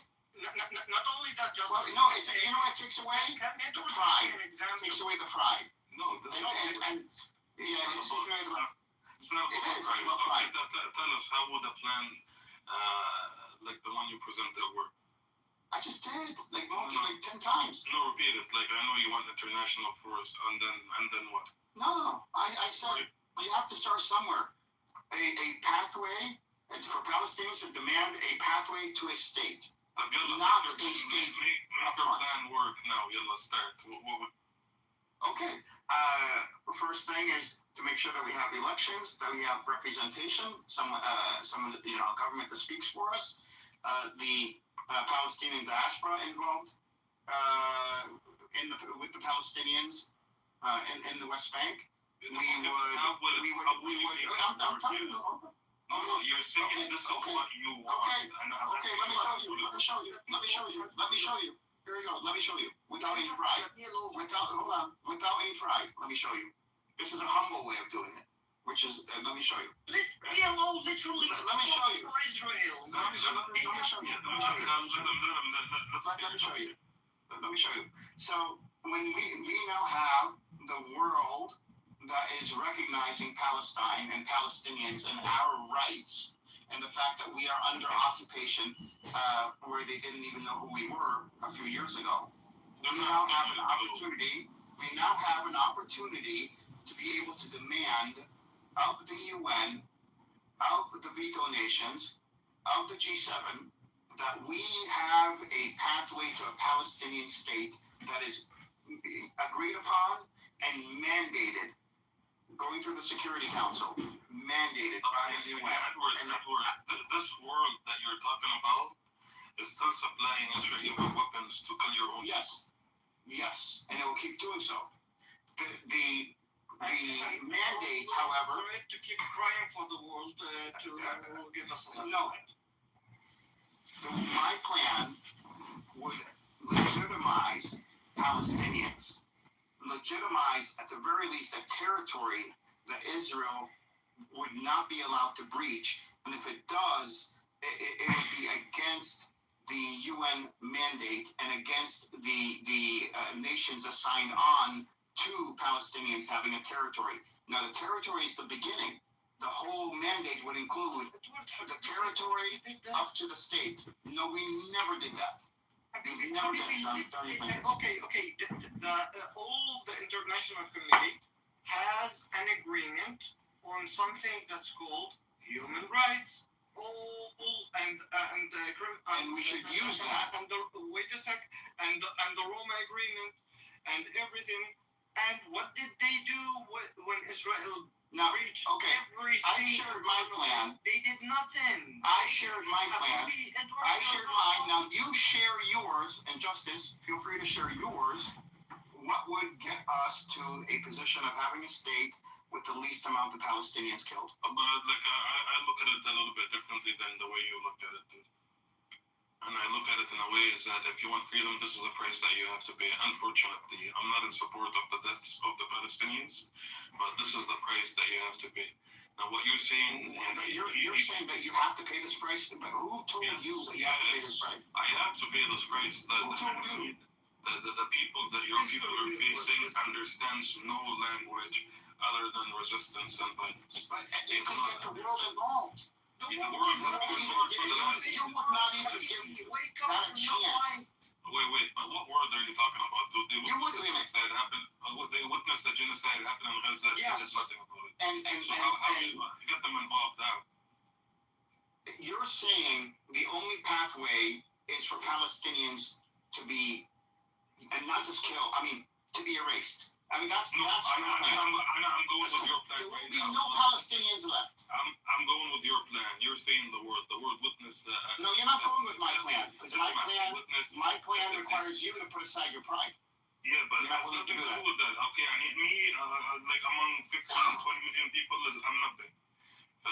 So you're saying the word witness the genocide in Gaza did nothing. The world is supplying Israel with weapons and everything they need to commit this genocide and commit these crimes in Palestine, and they're doing nothing. So how can you say that we have the world to back us up? So what do you expect to happen then? You are expecting Palestinians to all of a sudden destroy Israel? No, they're going to make them bleed until they're destroyed. How? They're going to implode from the inside. It is going to implode. They're going to implode. Israel started falling. Okay, that is right. I do agree with that. The best way to accelerate this is to not give Israel the excuse of making the Palestinians. So now when they started bleeding, you want to put a band-aid on it? No. If you don't give them the excuse of Palestinians being the enemy, then they would have to turn to themselves. There's no Band-Aid on it. It's actually putting a knife in it. Edward Habibi, what you're saying is literally what the PLO are trying to do. No, it's not. No, it is. It's not. I've read everything that the PLO has put out. I've read the Palestinian papers, everything that was done back. I read all of it. Believe me, it's not the same thing. We're in a different world. Edward, I'm not talking about papers. I'm talking about real life. PLO literally works for... Papers aren't real life. Please, Books aren't real life. History is how to teach them. You know what? This person says a bad word about you, I will put him in jail and torture him. What's that got to do? Please don't kill us. What's that got to do with the Palestinian people? The Palestinian people should still demand their rights. They still should demand a pathway to a state. Why would you not want to demand a pathway to a state? They're demanding while resisting it. Why? I'm not saying to stop resisting. I'm saying if we have a pathway, Give me 1 second. Let me take out this filthy Zionist scumbag out of the room. Get the fuck out of here, Juju. Who? I think that out normal. Oh my God. Yeah, continue. I'm not saying we should stop resisting until the world, the UN, agrees and solidifies a pathway for Palestinians to have their state. Edward, fuck the useless nations. Fuck the UN, which is the... We have to ask. We have to do this. We have to ask for our rights. We have to do this because we can't go down a path of killing millions of Palestinians without doing this first. And I'm not saying we should stop resisting, but if it is agreed, and if Israel does pull out of the West Bank, if Israel, if we do get an international force there, a binational confederacy. Edward, I have a question. I will go with you to the very end, okay? Israel went back from Gaza and the West Bank. They removed all the settlements, okay? Well, no, the settlements wouldn't be removed first. Wait a sec. I'm going to you with the very further. Okay. That they removed all the settlements from the West Bank. They gave the Palestinians the east of Jerusalem, and they went out of Gaza. Okay. Yeah.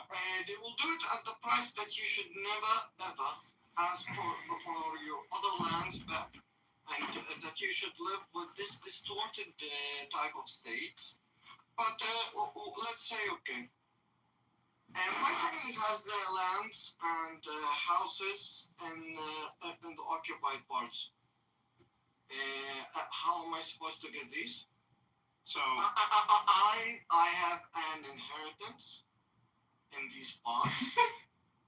And somebody I have an inheritance in these parts. I've got an inheritance coming my way. Just gotta do what I say. My inheritance is coming my way. You just gotta do what I say.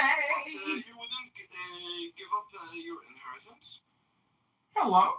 Yeah, I would definitely give up my inheritance. Okay. You want to give up your inheritance, that's your thing. I don't want to give up my inheritance. Yeah, that's you, though. But the Palestinians that live there now, what's more important, their inheritance or their lives? What's more important? And also, what I'm saying doesn't mean that Palestinians can't return to Israel. They just won't be allowed to vote. I think that's something that would be reasonable. It's just so human rights thing. Yeah, I know.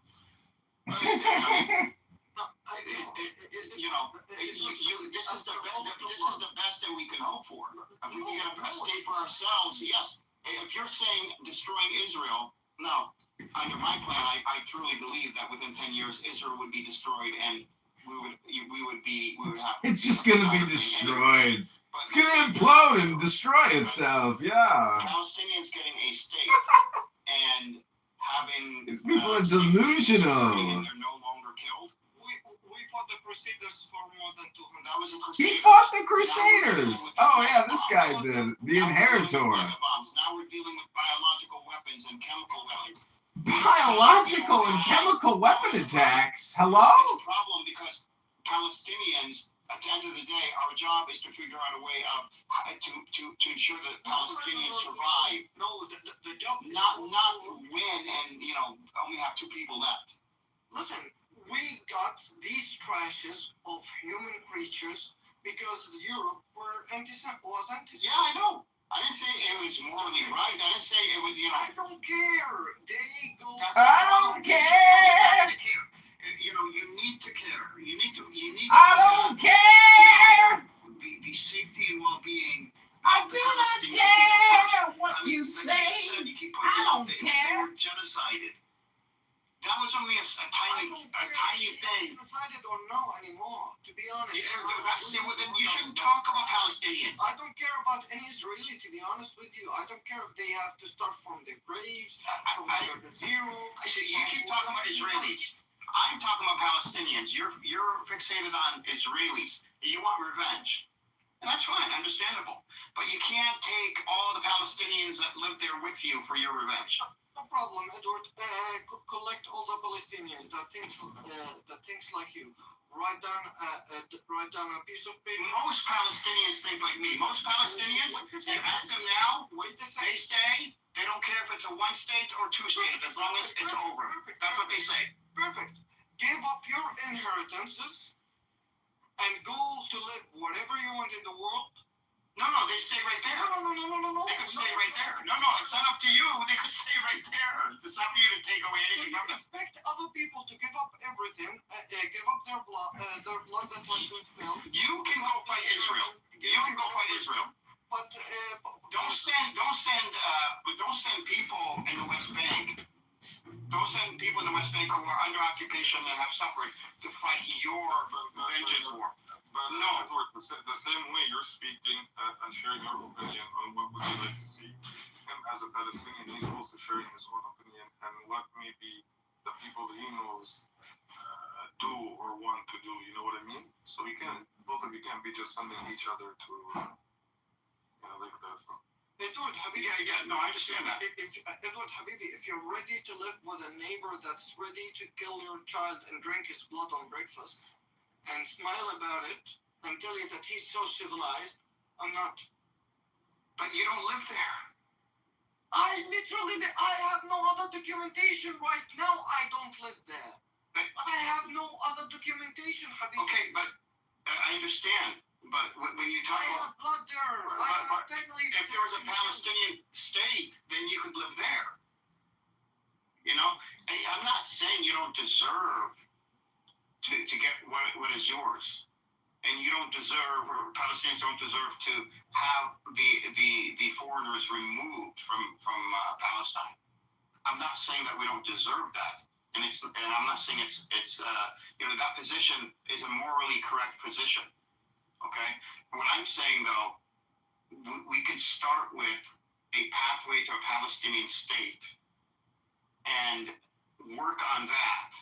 Yeah, and if we do this, what the Arabs and the PLO wanted before, and did it accomplish? No. Yeah, that's the thing. What has been spilled right now in Gaza, it's on the hands of the people who thought from the very beginning that you can compromise or talk with these creatures. Right. Now it's time to involve Now it's time to fight more than. No, you were showing a genocide already. You're already showing a genocide. Okay, so every time the white creature do a genocide, we should just kneel to them and kiss their asses so they don't kill us. If you want, but I have a different path. A path where his ass. No, it's not. Please, it's Palestinians. It's Palestinians using. It's Palestinians using the world opinion, which is on their side, against Israel by leveraging it and getting more than what they have now. Been bombed. Your hospitals have been bombed. What did the world do to you? Nothing. They gave them weapons to kill you. Yeah, but what I'm saying doesn't work. They literally are still giving them weapons, Habibi. Yes. Because they give up yes. about you. You're not white. You're not blonde. You're not with blue I know. I'm sure. You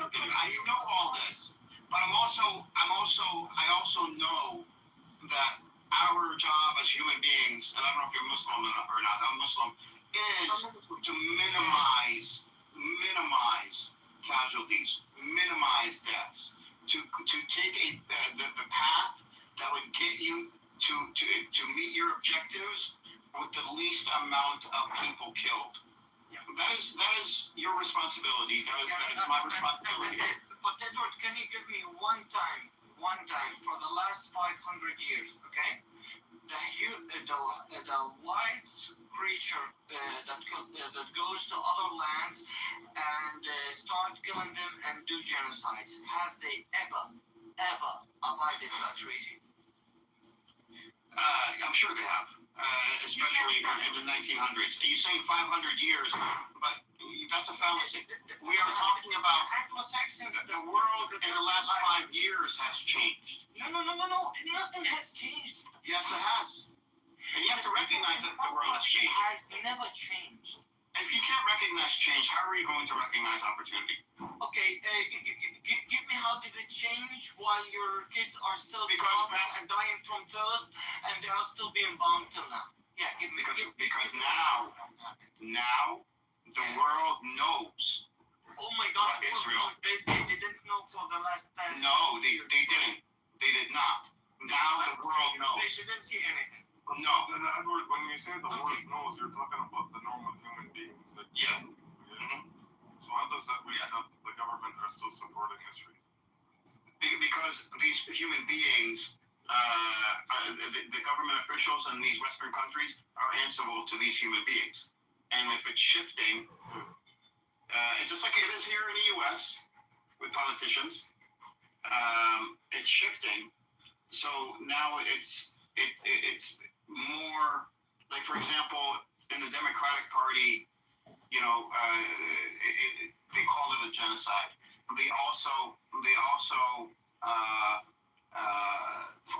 find AIPAC money toxic. Like AIPAC has become toxic. Palestinian rights, or I should say, before, should Palestinians have a state? Now it's Palestinians must have a state. It is their right. That is a mainstream view. Did it do anything on the human right part for your kids on the ground in Gaza? Did it give them at least water and food and not being bombed and forced? No, why did you say this? No, it did not. It has no value. It does have value. It's Okay. What you said, though, how does that have value if there are no Palestinians left? How does that have value? What do you mean by no Palestinians left? Because we believe that if we do resistance, that all of us will be killed and the Israelis will take up everything. Not resistance. If we go and our objective is to destroy Israel, we would be destroyed before Israel would. Who said that you're going in and your objective is to destroy Israel? Where are you coming with that? That's what I'm saying. No, he's not saying that. He didn't say that. He said resist. No, he did say this, Justice. He said go and destroy Israel? Yes. Is that what you said? I'm sorry, I didn't hear that very time. Okay, what I have literally said is I want my whole fucking land back from the river to the sea. I don't care in what way these Israelis want to go out. They want to fight, we fight. They want to go out and book a flight. They can do that. They want to swim. They want to hike. They want to walk. They want to drive a car. I don't care. What I care about is my right as a Palestinian, as the oldest and most ancient civilization on this fucking first planet. And it's my fucking right. Yeah. If you don't know. Wait. Let's go on a commercial break and kick this Zionist scumbag Randy out of this room. Okay. Yeah. Okay, now get the fuck out of here, Randy. Thank you very much. You get so much. No, but there are still a few in the room, Edward, that I'm keeping for, I understand. But the ones, I understand, but you get a lot of joy. I'm not denying you your joy. You should have it. Let me break it up. You're making a brother. breaking up. Is this better? Yeah. Wait, let me get Daniela as well out of this room for entertainment purposes. I mean, it might crash out to be fun. I kept him. Well, it's up to you, but it might end up crashing out, and wouldn't that be more satisfying? Okay, I'll leave. Ya Allah.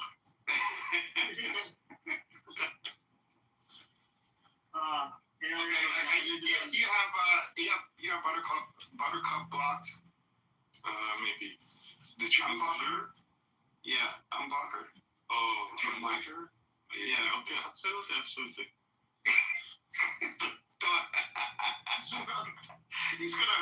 He has planned this. Justice. To be honest. It's the first time I see you, but I unblocked her. We shouldn't block her, Justice. See, she has unfriended me, but she hasn't blocked me, so we should. Wait, you? Yeah, me as well. Yeah. Why? I snitched on her, Basically, I said that she was calling Ace bad names. Oh, that Ludwig was there. Oh my God, Ludwig was there. Ludwig actually called for the same thing that she called Ace, basically, in the chats. Yeah, Ludwig was there. Justice was there. We all remember that. Yeah, October the 7th, her as a retaliation for Ace when she Dix. How are you, brother? How are you doing, better? Okay. Just want to be kind of fun for Ace, man. Okay, Edward and Khan, go back to you guys' conversation. Oh my God. You're having the clash of the Palestinians right now. The clash of the Titans. No, I don't think it's like that clash, to be honest with you. It's just that you want. I'm actually Muslim on Al Khada's side, by the way. That's why I said I love you just as it's the first time I see you, brother, but I love you for real. And what Edward is asking for is very unrealistic.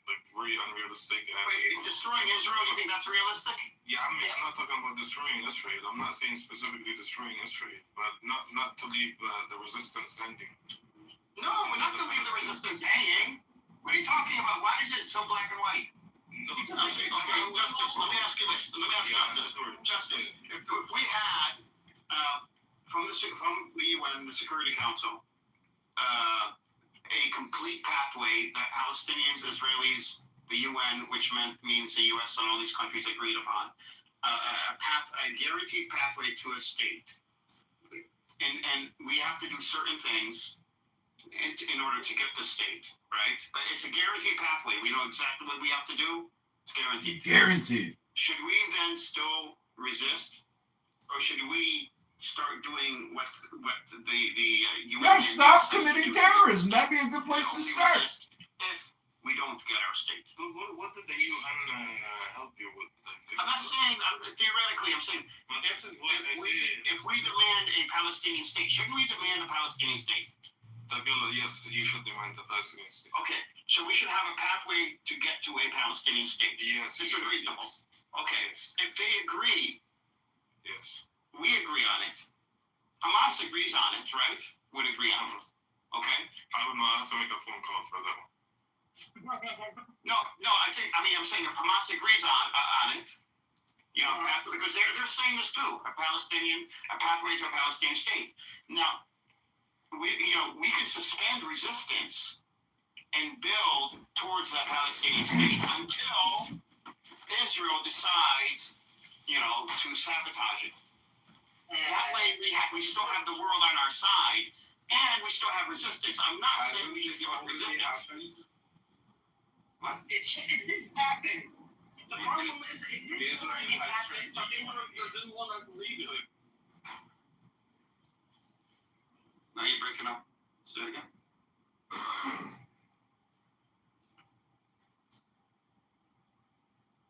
He was asking you, didn't that already happen? And I was telling him that it already happened, but Edward doesn't want to believe that it already happened. It has not happened. Where? When? Yeah, it has happened. Like, what do you mean the UN? The UN is a big joke. It's never gonna help Palestinians to have a state. Like, it's never. No, but we should at least demand a state. To That's what I'm saying. United Nations is a tool of the great powers to suppress, weaker nations. Listen, I don't believe in the UN either, but we should still demand a Palestinian state and a pathway to getting a Palestinian state. For the last 60 years, by the way, maybe. Huh? You have been demanding. No, we haven't. We really haven't, honestly. I'll be honest, we haven't. Can you tell me, please, what did the Oslo Agreement was talking about? It was talking about a pathway to a Palestinian I'm state. complicit! Oh no! Am I complicit in the 3,000 abortions every day in America? Hello? The difference between that and Oslo and today is during Oslo, everything was kept secret. Number one, Oslo was kept secret. And Arafat, the Palestinians, were not able to exercise their international rights, have no will and consent. Everything needs to be decided with Israel directly and no outside parties. So we did not have international law working for us. Today it's different, and most people around the world didn't know much about Palestinians. They didn't care. Okay, today it's different. Okay, would you on this, given that it's not 100% I'm not saying it will work. I'm saying it's worth a shot. Wait a second. If the international community applied to its own rules, yes, there are no public hospitals, no factories, no neuroscience. We already decided, we already agreed that there was a genocide in Gaza.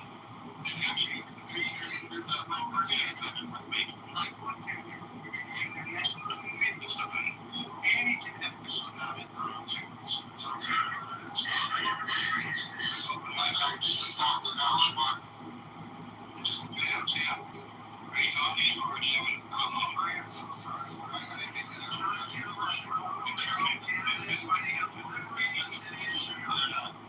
I was telling somebody else on the other line.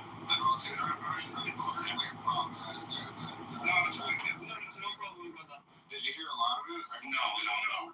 Like 2 seconds. Okay, I already hung up on it anyways. So, anyways, All I heard was document for sure. it's an insurance company out in, for my land in Colorado, and I won't say anything anymore. Sorry, I don't mean to interrupt your conversation. That was rude.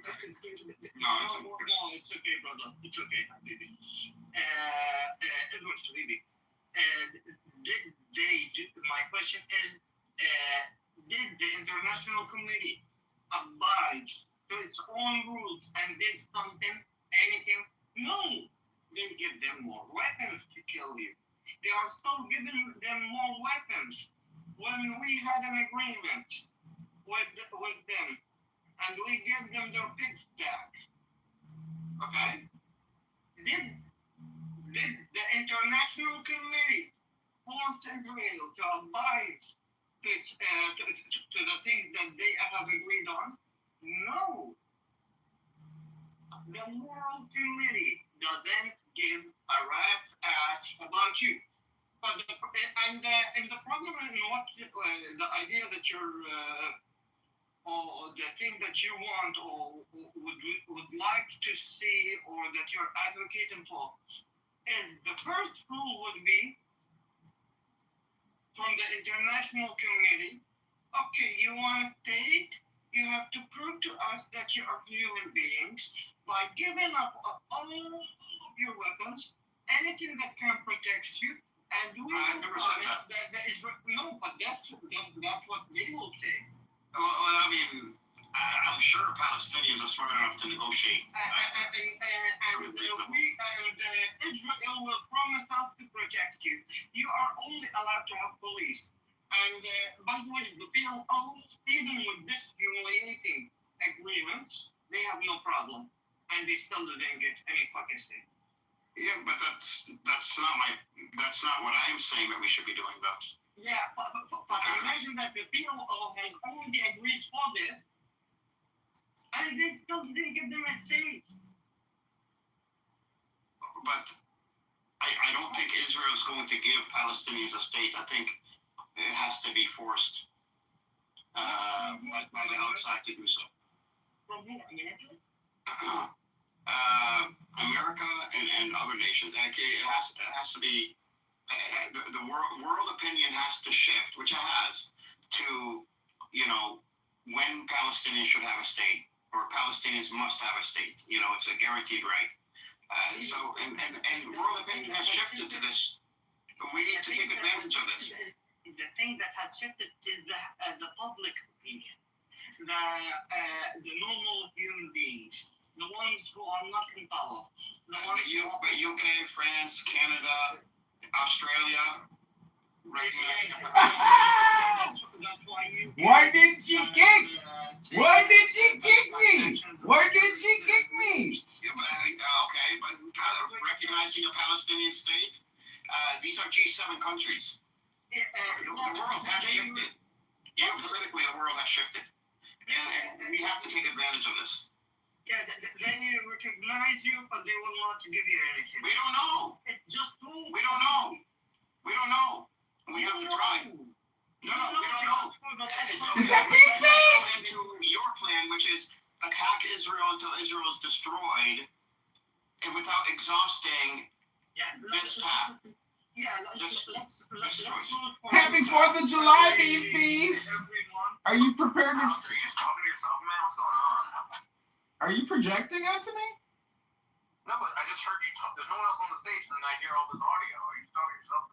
No, I'm in a Free Palestine room with Rose, the intellectual giant of Israel, and Edward and Justice and other Free Palestine resistance fighters.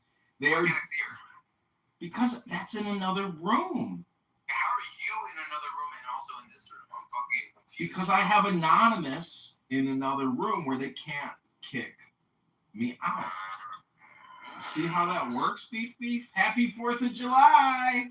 Now, why do you have a Jewish face fucking surgically attached to your face? What's wrong with that? Oh, you've never seen party glasses, for like a costume party? That looks like a Jewish fellow. Are you denying this or no? No, I think that's like the Groucho Marx costume. I don't think it's actually specifically Jewish. Is Groucho Marx Jewish? Let's find out. I'm not sure. The Marx Brothers? Yeah, Groucho Marx was Jewish. Fucking, oh my God, you're cooked, brother. You're cooked, brother. You're cooked.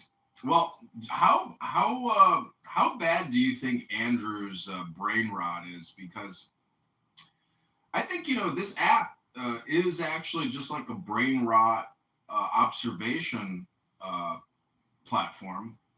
And the more you speak, the more you think, the more you listen to the people on this app, it's the greater the likelihood that your brain rot is real. I agree. But I also think that you are like the Mad Hatter.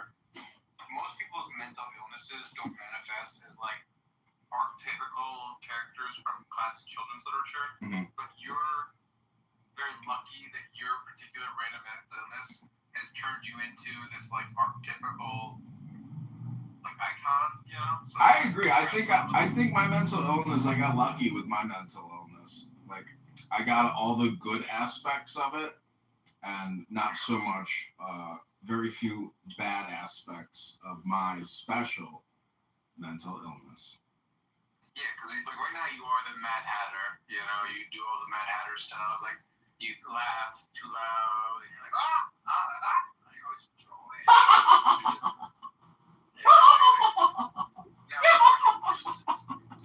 do you yourself work with Mercury in your creation of hats? I almost spit out my beer orange juice when you brought up Mercury, because it's interesting that you bring up Mercury, or in the flat earth community, they like to call it Mercury. All I'm trying to say is, if you think that a binational confederacy is going to take over Israel and Israel is going to collapse, you are 100% retarded. Let me take you back to the Free Palestine Resistance The Movement. Security Council, everybody agrees on it. We have to, that's what we have to demand first. Now, I'm not saying that we shouldn't resist, but if we do get a plan, we do have a pathway, then we should follow that path to a Palestinian state all the way up until and if the Israelis stop us, and then resist again. But at least we would be ahead, because now we have a pathway, we have guarantees, legal guarantees, and now we're able to resist legally, or I guess that doesn't really matter. But to the world, you know, our resistance is resisting what was already agreed on, and we would not be the ones breaking our word. It would be Israel, and Israel again would be weakened. And before the alternative, which is to resist until Israel falls, which may or may not happen. In my opinion, I don't think will happen. But it would, at the very least, that path would ensure millions of Palestinians will be killed. And there's about 5.5 Millions? How many millions are there? In the territories. You know, how many, you know, and is it fair to send, to not even give them the option of option A and go straight to option B?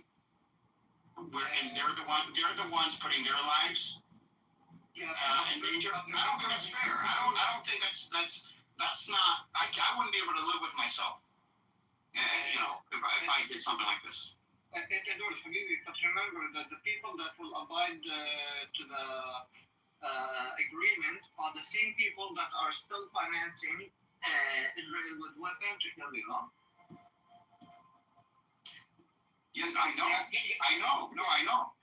So they are separate from our side. Yeah, I know. No, you're right. And this is why we have to be smart about this. I'm not saying my path will work. I'm saying it's worth exploring. And at the very least, if it doesn't work, then we can point to the UN and Israel, Israel especially. They would be the ones that would break it and say this is what they did, and we would have more than what we have now, which is just the PLO and PA. We would have a mandate for a Palestinian state, which is more than what we have now. And then if we need to resist, then we can resist. Yeah. Can I check when I came in here, but it sounded like you were solutioning? I can't hear you. You're very low. You're very tall, brother. No, it's worse now. Is it less? It's better now. Okay, good. Yeah. So I just walked in when you guys were discussing solutioning. How do you actually get a state and do scoping it to territory versus entire state, etc. And then I heard you say about political pathways and the United Nations and demanding a pathway to a state. Right. I'm wondering if the United Nations and all the structures and legal entities that we see worldwide, they either I'm not going to say they are performative, but they don't have any real power other than either narratives or showing what the global community wants, etc. Either via vetoes or by other subliminal methods. It's the incumbent powers like the West that continue to get what they want. I'm wondering if there is a way we can make a free Palestine lucrative to all sides involved, including the likes of America and stuff. Otherwise, there is actually. Okay, I wouldn't like it. That would be actually a plan B, and Alphonse would be a plan C. That's interesting. You said that. What's the plan B? What would happen? Well, okay, so let's mine is plan A, and your plan B would be to fight Israel until there's no more Israel. the only one who believe to free yourself against our Okay, no, that's fine. No, I'm not asking you to defend the position. I'm just laying out what the positions are for him because he just joined. And he said, what if there's a way to make it more lucrative for Israel to allow Palestinians to have their own state? And there actually is. It's something I really don't like, but to be fair, let's put it on the table. I would call that Plan B, and I'll say what it is, and then you, Ilham, yours would be Plan C. The lucrative would be giving up the natural gas and the rights of the and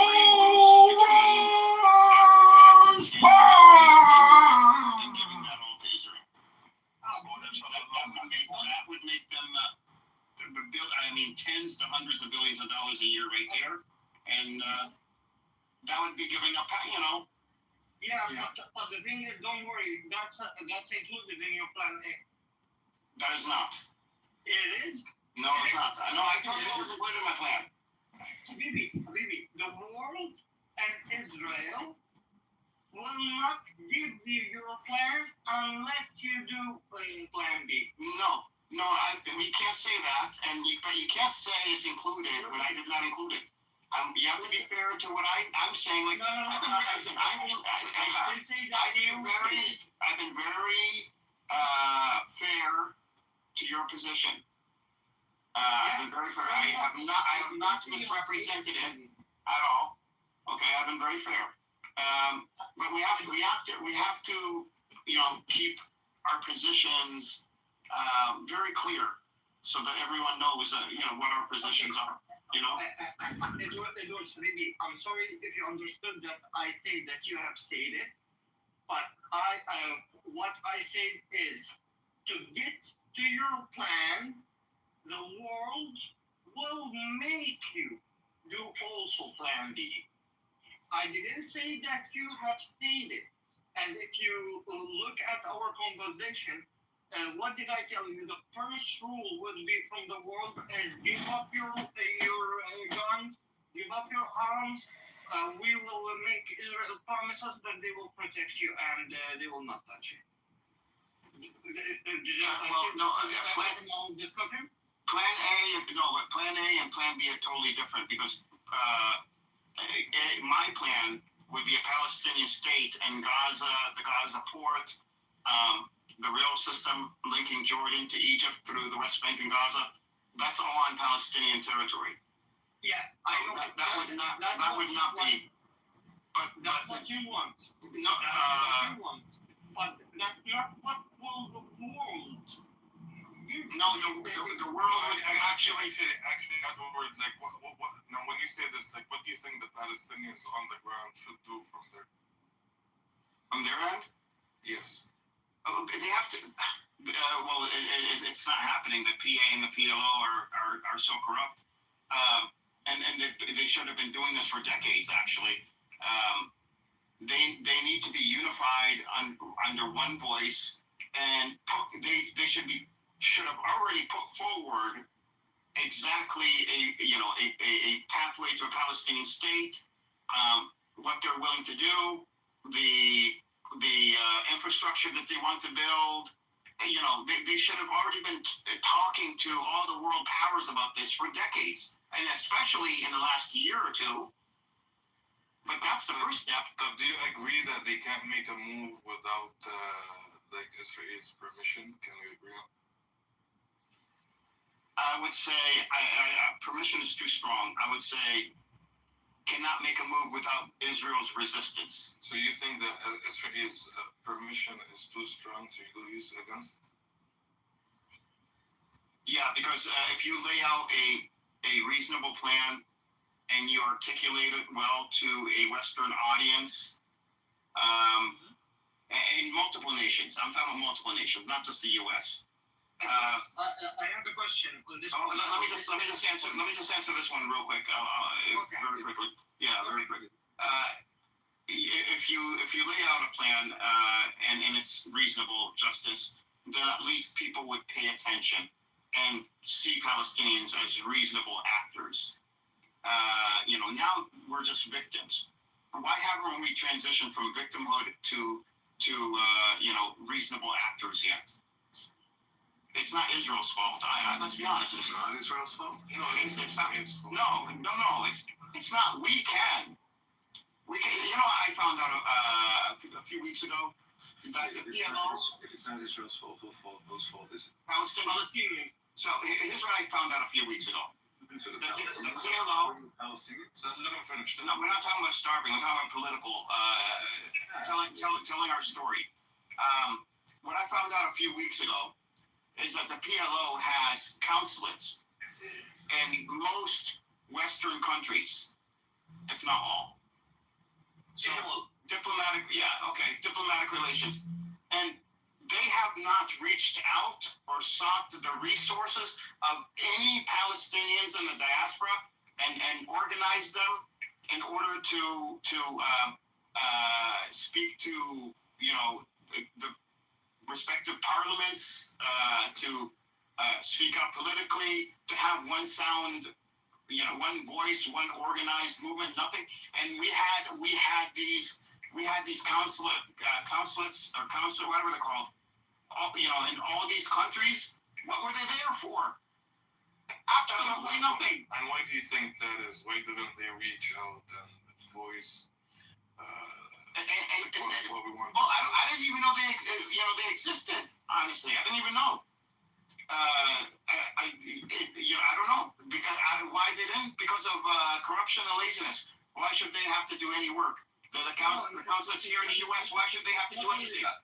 Not only that, Edward. To be honest, first thing you need to look at when Fatah returned after the Oslo Agreement. What were the conditions that they signed on? What's the actions that this quote unquote government is allowed to do? No. And what they are not allowed to do. For example, Israel has the permission to go inside of the Palestinian lands, shoot, kill anyone whenever they want. But the Palestinian government can't defend themselves. They should help and aid Israelis. The Palestinian consulate can't even renew your passport, your Palestinian passport.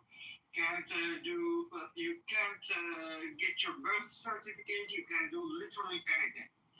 Why? Because to do that, you have to go to Palestine and have the permission of the Israelis. They are literally useless, and the PLO right now, Habibi, literally for the last 20 years has been working for the sake of Israel. Instead of them sending Israelis to die, they would send the PLO pigs to die. Just like what happened in Jenin. In Italy, do you have a consulate or embassy? Yeah. No. Okay. And shouldn't this embassy or consulate have been figuring out, who are the Palestinians in Italy? And I will tell you. I will answer you on Italy specifically. Okay. So the consulate in Italy, they do events. To be honest, but it's events without any cultural thing, real cultural thing, without asking for real story, or any real story, because if they do that, they would be going against Israel, baby. That's their problem. They can't do anything. Why? Because they have abided themselves. They have signed agreements they can't get out of. I don't know if they signed agreements in terms of they're not allowed to,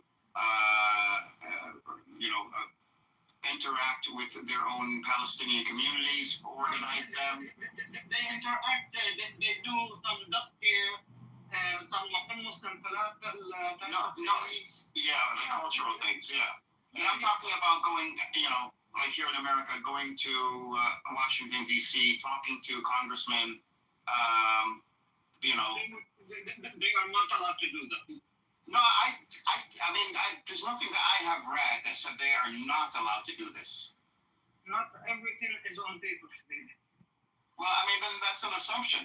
I think you're blaming Israel. You're not blaming the PLO, who you know already to be corrupt. Edward, I have literally said that for me, PLO are fakes that works for Israel. For me, I don't think of them as Palestinians. I think of them as Israelis. Yeah, I agree. Let me put it on a plain surface. For me, every single preacher who works for the PLO, for me, is not even a Palestinian. He's a fucking Israeli. Yeah, I wouldn't say every person because they have doctors and. I don't care. Even the doctors. Even the government too. So but I see your point. I understand your point. I agree. I agree with you in principle. We did have the opportunity to make the world, especially the Western world, aware of what we want and to push our narrative. Edward, do you know why Israel wanted to do the Madrid thing, and after that, what happened is the Oslo Agreement? Do you know what forced Israel to do that? Yeah, I have my own. I have my own analysis on why they did it. I don't know if it's going to be the same as yours. Okay, my thing, which is what I saw from the old generation from Italy, is because what happened in the first Intifada was so on the media and so in the public mind and all of the world that Israel was forced to sit down on the table and do to start being diplomatic. They thought, because they were the very first creatures to be on cameras and on journalism, known about breaking the bones of the palm. Of the people. Yitzhak Rabin, Break the Bones campaign. Exactly. Yeah. So they were so famous from this thing that everybody in the world was against Israel, just like now. No, come on. I'm not even close to being that, but I just like now. Just like now. The only difference is before it was not live on stream that you're seeing it, and now it's live. That's the only difference. But what happened after that? Did Israel abide to the agreement that they have done? No. Let me tell you my reasoning for Oslo, real quick. Let me just tell you my reasoning. Yeah, real quick. Here's my reasoning. Yeah, so my reasoning is that Israel at the time, and this is and conventional connection between the ancient Israelite and the territory. And I'm asking you again, Is it a land or is it the people? The land is called the land of Israel, and the people are called the children of Israel. We're talking about the land. Where does it say in my book where it's the land of Israel? Where does it say that? It's called the Holy Land. It doesn't say that. Where's the name? Give me the name. No, according to my hold on. Holy Land is Jerusalem, right? That Holy Land, yes, it's a Holy Land for the Muslims. My question is very simple. According to my scripture, Masjid al-Aqsa, is it Jew? It doesn't belong to the Bnei Israel or to the Muslims? Oh my God! Again. My question is very simple to you, Daniel. Don't be a Daniel, you don't even believe in God, and you're using scripture now. See, this is what you do. But you do. I don't believe in God. You do. I'm part of the tribe. You're not part of the tribe if you don't believe in God. Why not? This is why you broke the covenant with God multiple times. You disrespected God. No, we did not. You killed multiple You are Muslim. Listen, you're Muslim. You go according to Muslim belief. I'm Jewish. I go according to our rituals and ceremonies or whatever. Our religion is different than yours, okay? It's not really a religion for us. For us, it's more like a guide, okay? Torah means guide. It doesn't mean religion. It means a guide, okay? It means instructions, okay? It's instructions for life. And part of the instructions you basically kind of stole from us. You know, we are the basic of all religions that were created after us, including Jesus, including Prophet Muhammad. And at the end of the day, God, divinity, designated this land not to you. And what you're doing, you are basically betraying God's word. Oh my God. Okay. I don't understand why. So look, according to so make it make sense, right? So God gave you this land. You just because hold on. Gave this land to your tribe that has killed multiple prophets, spread corruption. Jesus, I gave you name. Prophet Jesus. But we didn't kill Jesus. But we agreed. According to the Bible, you did. According to the Bible, you did. But we don't have it. Listen, not only the Bible doesn't say so. The Bible says it. Our Bible. No, the Bible of the Christians. I don't know. This is their story. Your story. Hold on. You disrespect Virgin Mary as well in Talmud. I don't know who she is. And you disrespect Mary. Yeah, but she don't. Mother Mary. But sweetie, even Muhammad is. We don't acknowledge Muhammad.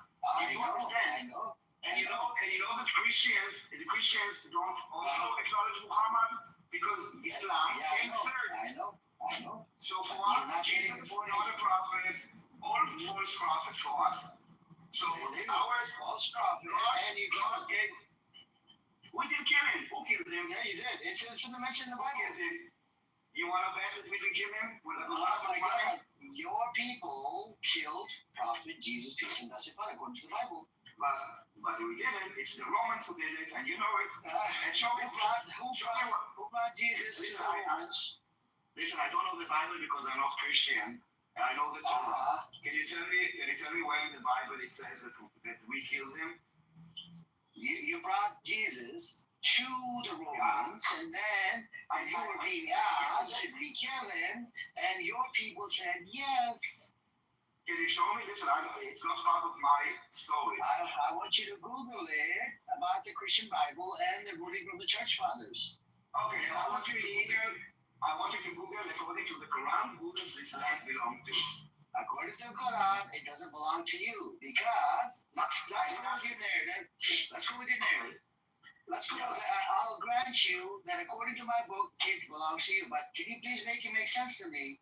How would God, give you a piece of land after breaking the covenant with God multiple times, killing multiple prophets, and spreading corruption? So God will all of a sudden will bless you with a piece of land. First of all, he did, and if you don't agree with it, you can talk to an atheist like yourself. Yes, he can. Even God. None of your business. That's blasphemy as fuck. We don't have this. Everybody. We don't have this concept. You have this concept. We don't. We are not Muslims. In your scripture, it says yes, you have. You have killed multiple prophets. Your Torah has similar stuff to my book. Which prophet? Which prophet did we kill? They didn't kill prophet. Let's look it up. Which prophets are killed. Tell me. Okay, let me pull up a list. Okay. Okay.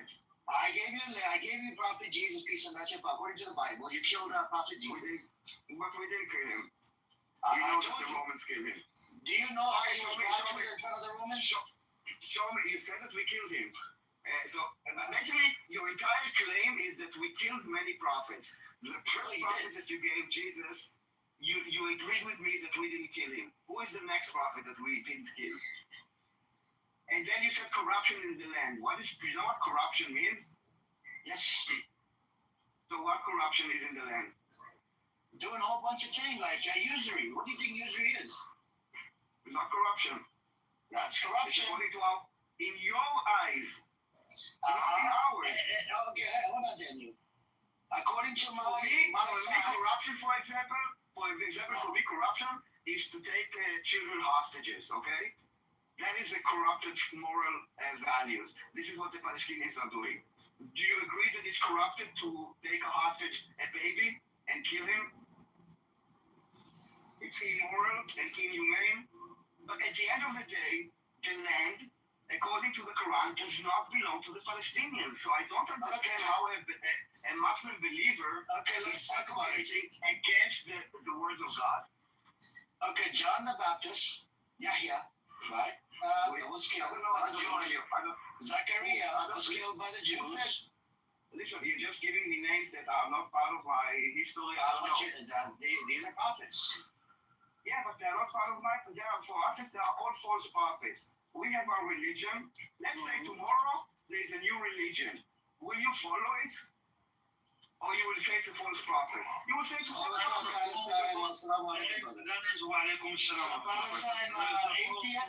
atheist Zionist Jew comes out and wants to use a religious scripture that he has no knowledge of to justify this piece of land belongs to the atheist Jew. No, this is not that, bro. He is making a stupid argument that I'm dismantling right now. You're saying that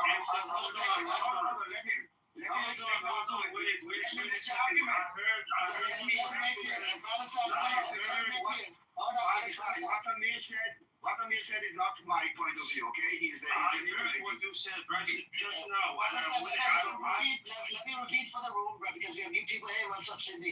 We have new people in the room. You're repeating my words incorrectly. You go repeat. Okay, go repeat, Daniel, and then Palestine will respond. Okay, I was asking Amir, as Amir is a Muslim man that he's a believer in Islam, I asked him if according to the Quran, this land belonged to Bnei Israel, and the Palestinians are not Bnei Israel, why is he advocating against the word of God? That's incorrect, simply because it does say that in the Quran, what you said, but it also said that they lost a covenant. What do you mean? Who said it? You give me the information. I don't know what does it mean. In the Quran, Allah says that because you're talking about the Quran, so I'm a Muslim too. So in the Quran, it says Allah says that the Jews lost. Repeat. I'm sorry, I lost you for a minute. Repeat. I lost you for a minute. Can you repeat? I said in the Quran, Allah says that the Jews lost the covenant. That's why they don't deserve this land anymore. Multiple times. Where does it say that we don't belong this land anymore? Can you show me? Hold on. Allah says the Jews lost the covenant to this land because they were not pious. And it states in there, Allah states in there, that the land belongs to the pious, not to a certain ethnicity as you make it out to be. No, so hold on. So what is this thing about Bnei Israel and this land belongs to Bnei Israel, inheritance? I just told you that, yes, it does say that, but also it goes on to say that the Jews lost the covenant for this land. Even if it was for them, it was for them because they were pious. Yes. But then they were not pious anymore. That's why they lost. What is pious? What is pious? God fearing, and worshiping God alone without being. Can you show me the verse that contradicts God's direct instruction that this land belongs to Daniel, you have to read the verse before, verse after. You get that again. Verse. You have. It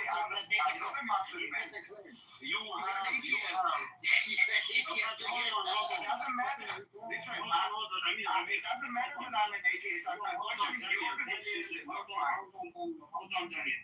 You brought up a good point. You're not a Muslim man. Why are you arguing with the Quran? Why are you using the Quran?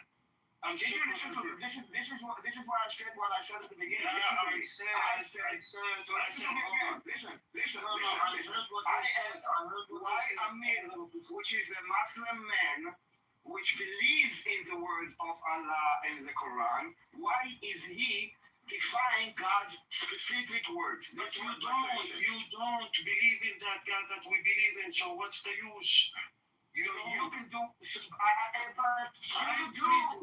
am free to literally like hold on, I'm free to use my religious scripture. You used yours. Why can't I use mine? I'm very confused. I want you to use yours, and I'm trying to understand if you are kafirs or if you are believers. And if you are a believer, do not use my own words against me. That is not.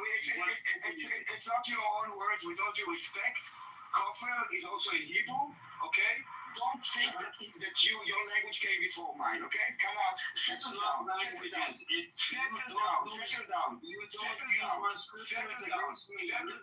I'm not using anything. I'm trying to understand how a Muslim man that is a believer in the words of Allah and in the Quran, which I am not. I am not a Muslim man. You are, and Amir is, and I'm trying to understand the logic of the Quran says specifically that this land is designated in inheritance to Bnei Israel, to the tribe of Israel. And I want to understand how come you are advocating that this land belongs to Arab Palestinians Muslims. Define the words of God. I did tell you before that the covenant was lost. You don't seem to comprehend that. Surprising. So show me. So you are deciding that because of that, the words of Allah does not matter anymore? No, you didn't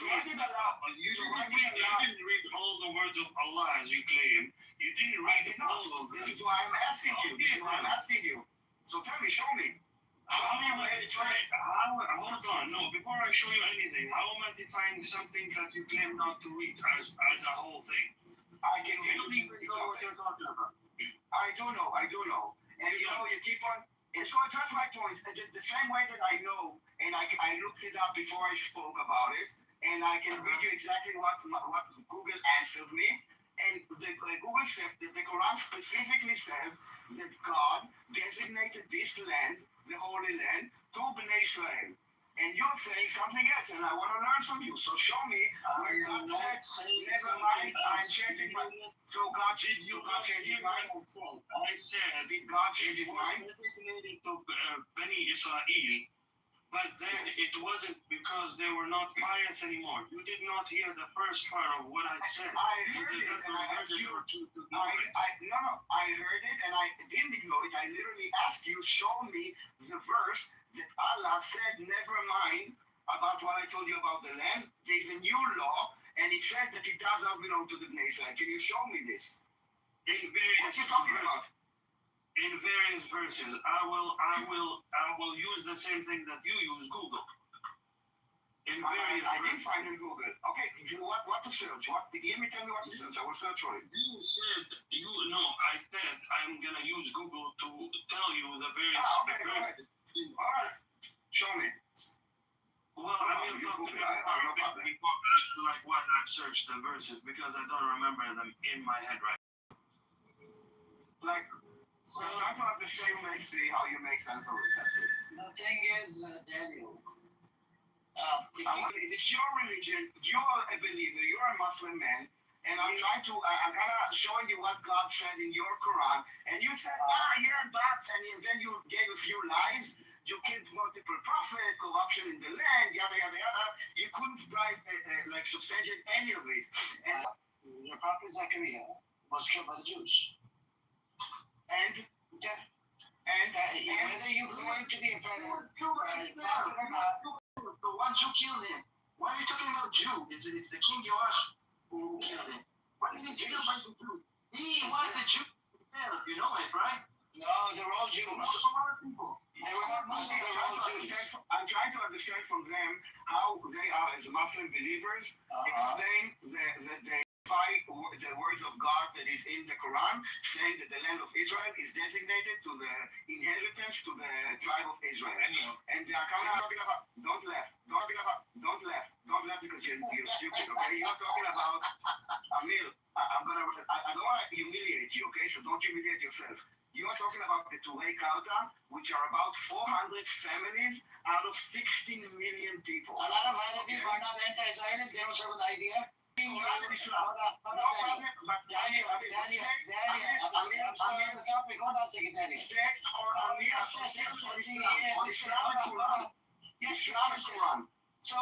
according to The Haredi, they don't want to serve the idea. Islam, They want to protect. no. They don't want to protect the nation, the fake nation that doesn't align with the scripture. You see what I'm saying? We are talking about Daniel. You just lied to me. You just lied to me. This You is promised. You just promised. No.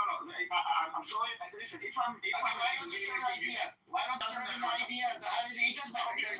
Can you please answer the question? No, we are talking about Islam and Quran. Don't change the topic because you're teaching me. Palestine is look. I'm asking you. Why don't you Haredi serve an idea? I'm waiting for a Muslim man to respond to me. The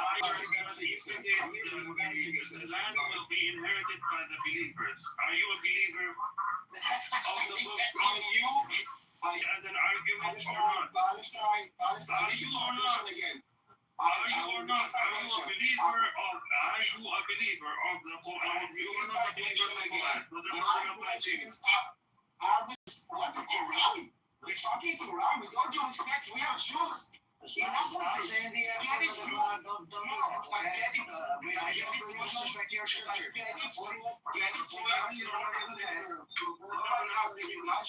for a second.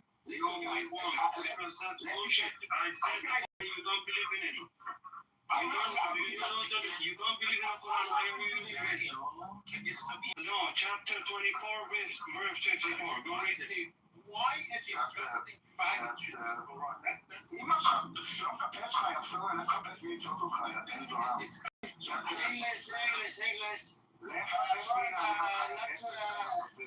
English. Speak English. No travel language. I will say whatever I want because I speak the story in a way that he is well understood. I mean, you're a fag, aren't you? I mean, why are you not proud? Your father your father was talking my kid.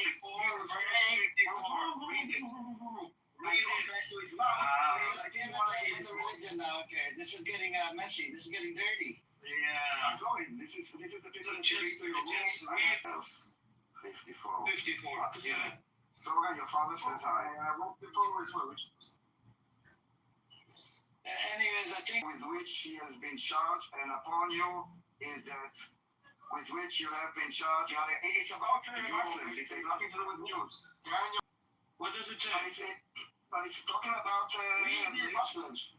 Okay, say, obey Allah and obey the messenger, but if you turn away, then upon him is the duty with which he has been charged, and upon you is that with which you have been charged. And if you obey him, you will be rightly guided, and there is not upon the messenger except the responsibility for clear notification. Okay. Okay, then after it, read it. He said 24, dude. Oh, yeah, the verse after the 55, read it. Okay, hold on. I look out to 55. So far, you got nothing because it's for Muslims, and I'm not a Muslim. So what is this? Again, what is a Muslim? I'm just trying to show you rationalize you being a kafir to the word of God. Allah has promised those. Read it. Allah has promised those of you who believe and do good that He will certainly make them successors in the land as He did with those before them. Yeah, okay, so that was before the Muslims. I told you, who is before Muslims? Jews are not Muslims, and Christians are not Muslims. Muslims are Muslims. Submit to God. Muslims. Are the Haredi Muslims? You deny God. Are the Haredi Muslims? Could be, because they submit to God. So what is the people of the book? You're full of contradiction. You're just a kafir. And I don't understand how a believer can be a kafir every day, defying the word of God, actively, you are actively defying the word of God in public. And I think it's a shame. You're an atheist. You don't even believe in scripture. And you're coming up here using the scripture to justify the piece of I'm an atheist, but you're a kafir. You are presenting yourself as a Muslim man, and people see you as a Muslim man and hear what you say, and you are doing blasphemy. You're doing blasphemy. You're saying me this. And you're doing the other. That is crazy in my eyes. This believer's telling me this. somebody that doesn't even believe in God. Your father said, Stop. Let's keep it clean. Hey, what's up, Craig? What's up? You have Adi here as I'm well. keeping it clean, but I mean, but so when this is the language that he knows. Just stop. And your father is, listen, your father. You suck other people. Okay, because of this, I now shove it bigger into his throat. Now your father, now I have to put even another inch in your father's throat. Another inch. Every time you call me a fag, I put another inch of my dick into your father's face. Oh my God, Now your mother is jealous. Oh my God, Danny. Do you know how much he's respected? The leader of Iran, the G of assassinated you in American regime. So, More than 10 million people showed up at the they wanted to come to the war. You don't even have 10 million people in your land. In our religion, we respect the dead, so we bury them immediately. We don't hold them in the refrigerator for 6 months like you guys. We have respect for desecrating a gravesite. Your people are into desecrating the gravesites in Jerusalem, which you have done it multiple times. Destroyed mosques, church, and destroyed Jesus Christ's statue. You've done a whole bunch of atrocities, against the holy sites because it's always about Hamas and Hezbollah. Listen, if you want to talk about atrocities as a Muslim man, I wouldn't stop. Sweetie, if you would look at the terrorist acts that are being committed, they are all done by Muslims. I want to talk to you. All of them are. I'm giving you an example. Hang on, sorry, please. I want to talk to you. Please. My balls are in your mouth. Out of Gaza, flash in Gaza. Right? Destroyed over 1 million olive trees since 2022 up till now. Right? So, can you please tell us? Yes, I did. I did. I was there. I took photos and pictures, and I went over the testimony. When were you in Israel? You were There's never an organization that reported on this. let you in. They will never let you in, dude. You know this. You were never here, right? Don't lie. I mean, why do you lie? As a Muslim man here, 60 years. I can't there are also anthropologists, right? The Palestinians also.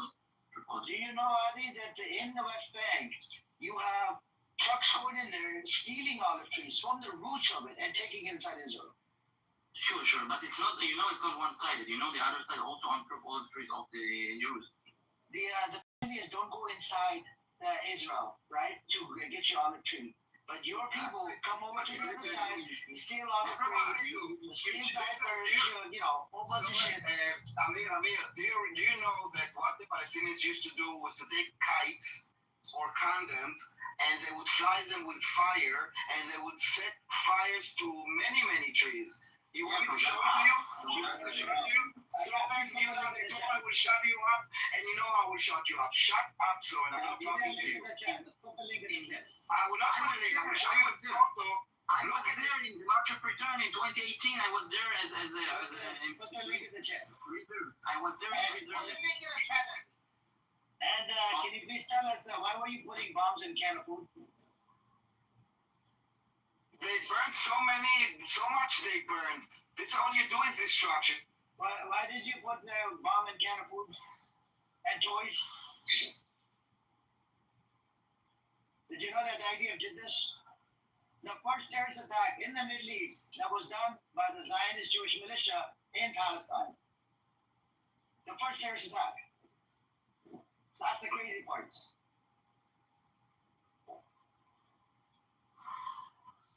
Reason why you are defying God's word in public. Okay, it's between you and God. It's between you and God. But I think you need to do to go to your imam and talk to him about it. I think you need to follow a religion. You need to believe in God. Not being a godless. They can't just go with this side of it. What are you doing to That's what it says. So, listen, your father likes the prostate. Every time that I touch his prostate.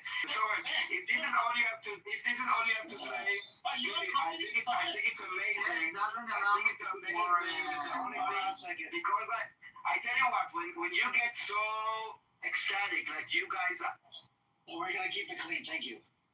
So in Soren. Okay, Soren is the one that all he thinks about is gay sex. You know? It's okay. Both sides. Hold on, both sides. He's obsessed with gay sex. He's obsessed. What did you say? Are you one of the commissioners from the street? I'm Muslim, dude. I'm not Muslim. I'm Jewish. What the fuck are you talking about? What is he about Jewish? Just honest. Amir, please control your dog. Because I can speak up. If you don't know how to control the dogs in your room, I will do it the way that I know. And I'm not a mod, so I cannot mute him, but I can shut him up. Food and whatnot. I think this article is in Hebrew. Do you have an English one? No, we are 2026 and you can translate very easily the same way. That's actually Israeli media, not the bullshit you always bring. That's what we read in the media. But okay, I will try to search in English. Like he's not aware that it's burning the land. And I tell you what, if you are the real owner of the land, you don't burn the land. Yeah, the Palestinians are not. The Palestinians are not. They've been there thousands of years. They haven't been there thousands of years. They've been there maybe like tens of years. Both the government got So tell me, the Palestinians that are called El Masri, why are they there if they are been there? Like, why are they called El Masri if they've been there for thousands of years? Explain this to me. Explain to me, why are they called El Masri? Why do they call El Masri? People, over the time, people have names like El Masri. It's a normal thing. It's a normal thing. It's a normal thing.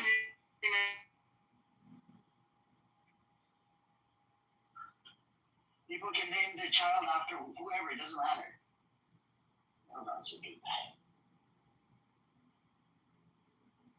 Your story doesn't add like it. The entire narrative is completely bullshit. It's a complete lie. And even you, according to your Quran, you know the truth. And God, this is why you keep on losing, because Allah is decided. Allah will not let you define His words. No, it's not. That's disgusting as fuck. What do you mean? You can see. You can see the effects on the ground. Okay, how many Palestinians were killed in this genocide? You tell us how many were killed according to you. I don't know. You're saying 70,000, right? We lost like 1,000 soldiers. It seems that Allah is not on your side. You only lost 1,000 soldiers? Do you think the Israeli government actually lies or tells the truth? It's not about the government. No, we're talking about dead people. We're talking about casualties of war. That's what I'm saying. The dead people, where there's some cases and some things need to be clarified. Do you think they reported? Do they do this? They don't ask the family that we don't have to report it. I mean, you don't need to report it. The way that it's done, they first let the family know. No, and until identification is made. They will tell us like a soldier died, but they will not say the name until the family knows. Once the family knows, they will tell us the name, and the next day we will see a broadcast from the funeral. So the Israeli government never lies. Okay. So that's crazy. I've seen a whole bunch of videos. Hezbollah and Hamas. They're throwing they're using FPV drones, and each drone ends up killing an IDF soldier. They have shot a whole bunch of FPV drones on a fiber optic cable. People. For us, just so you know, for us, 1,000 is a big number. Yes, don't be confused. For us, 10 million population, that's a huge number. Yeah, but who told you every FPV drone is killing the soldier? Sometimes it's just injuring the soldier, and the soldier going to the hospital. We have hospitals. A lot equivalent ratio on the U.S. 1,000 divided by 10,000 times 340 million will be about 38,000 soldiers dying. The recent one was the commander of battalions. It was recently. No, we're talking about your input. Your input is invalid and not important. I'm talking about basically, Yaakov. My question is how Muslim men justify define the word of God in the Quran says that the land belongs to the tribe of Israel. So it's something like that. I'm getting arrested. I'm getting interrupted. It's not allowed in Judaism. I was shouting in your mouth again. Okay, I was shouting in your mouth. hang on, sir. Let him land his plane, and then I'm gonna respond. Okay, so Jacob, I was just trying to understand, and this is why they got triggered so much that someone really started to curse me and talk sex to me. Oh no, sir. Shut up. Finish your point. I'm gonna respond to you. So I was just updating Jacob that I wanted to know how do they rationalize the fact that Allah said that the land to be inherited to the tribe of Israel, and why do they define it? Then Amir gave me all kind of an excuses that we killed many prophets and that we spread corruption in the land. And who did we kill? He said Jesus. I said we didn't kill Jesus. Corruption. Anyway. So, and I said, and even if we did this, does this mean that Hold on. The killings of the prophets were done by individual. It's not a collective guilt. It was by a king or somebody. It was not like collectively the Jews killed these prophets. We have to remove what some individual does from the collective group.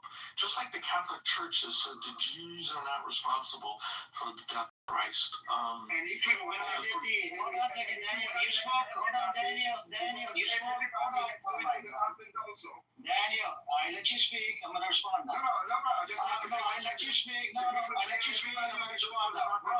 Bro, it's not on you, it's not your fucking room. I'm sure it's not gonna do Jerusalem. Next thing, according to the scripture, broke the covenant with God multiple times, not once, multiple times. Spread corruption. All right, and they were scattered, spreading corruption, killing prophets, multiple prophets, not just one. According to the Hadith corpus that we have, over 10,000 prophets were killed. And broke the covenant.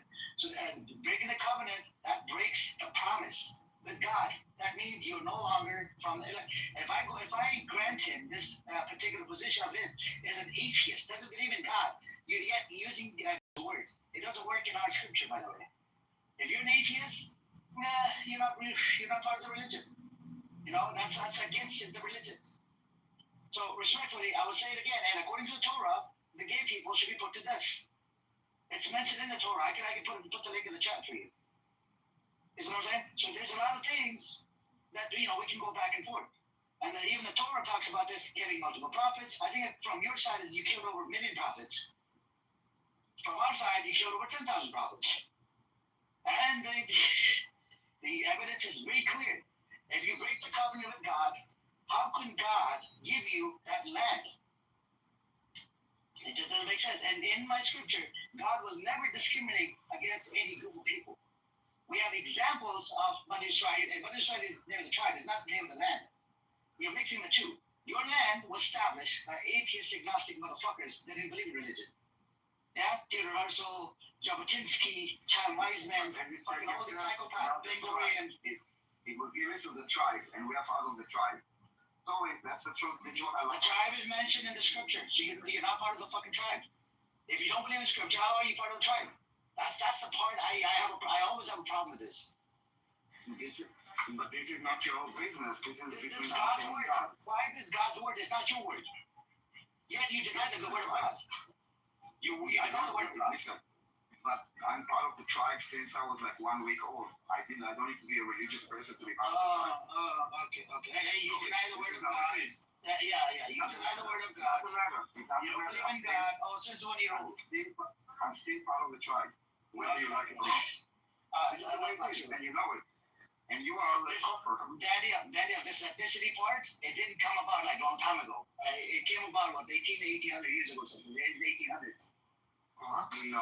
No, that's not true. We were always part of the nation of Israel. We are one nation, one tribe called Israel, Am Israel, whatever you want to call it. If you were one tribe, why were they all over the world? Why were the Jews all over the world? Some in Poland, Ukraine, Russia, in various countries. We were like kicked out of the land. So you're saying Chinese Jew was split up from this land? Yeah, actually, if you compare, like if you take many different types of measurements, you will see that, for example, the Chinese Jews you refer to, as well as the Indian Jews, both of them, the Indian Jews came from Spain. They were the 3 cities in India that had large Jewish populations were people that came from Spain. The Chinese Jews were essentially Jews that went to Iran and then continued on into, some Jews from Iran went to the mountain. We have mountain Jews, which are to the north of Persia, and then that group broke off and went all the way to, I can't remember the name of the city. It's like it starts with a on travel. So yeah, people go all over the place. Oh, so that's how they became Chinese. And my rabbi said that they became white when they went to Russia, by the way, inside Israel. Anyways, whatever. The question for you, since you're religious, is it okay to occupy a land? And in your spare time, would you please share his thoughts about education? Hiya, pal. It's a big thing. So, Jacob, can you please elaborate on that? I don't think I'm qualified rabbinically to talk about that. Everything.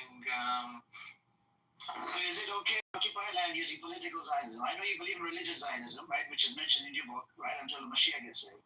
But does your scripture say that you can believe in political Zionism?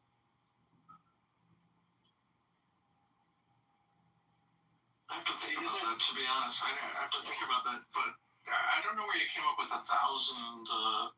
Did you say we killed 1,000 prophets? From our side, over 10,000.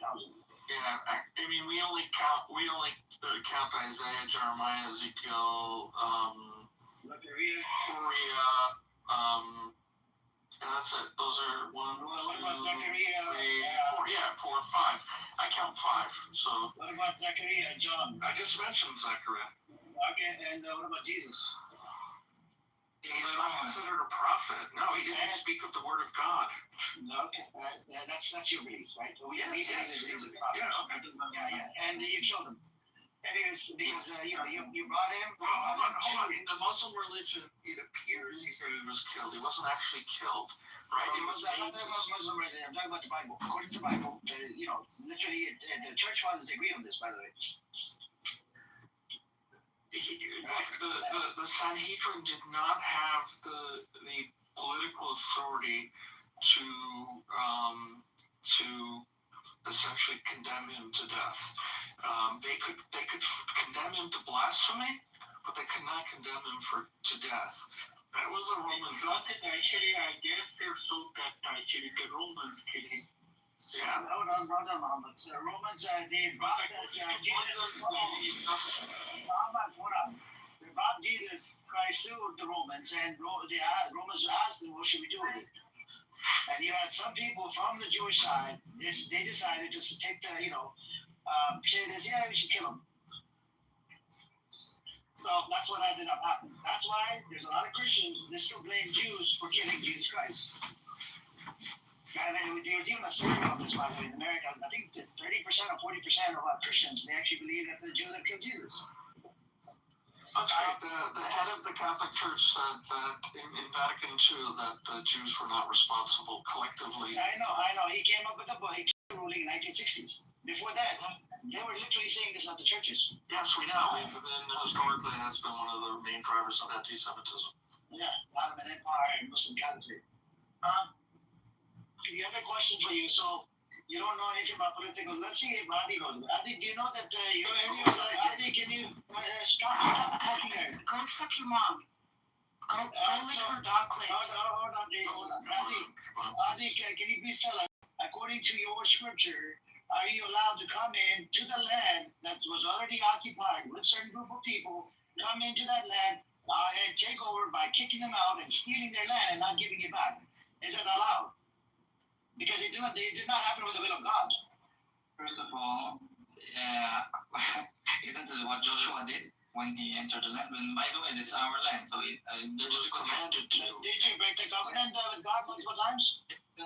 Just because you present it as the Palestinians are the owners of the land. Did you break the covenant with God multiple times? How did God give you the land back? Because when we're favorable in His eyes, we're allowed back in the land. Right back, but this land of yours wasn't done using religious Zionism. Again, I'm asking this question again. Since you're a religious Jew, you don't even know about this. No, I don't know about You this. just okay. Then are you allowed to come into a land that's already occupied by the people that are native to that land? Come in, take over the land, steal it, kick them off the land, and establish a state. My point of view is that if if we were unfavorable in his eyes, current events would not be the way that they are. What are the 3 oaths about?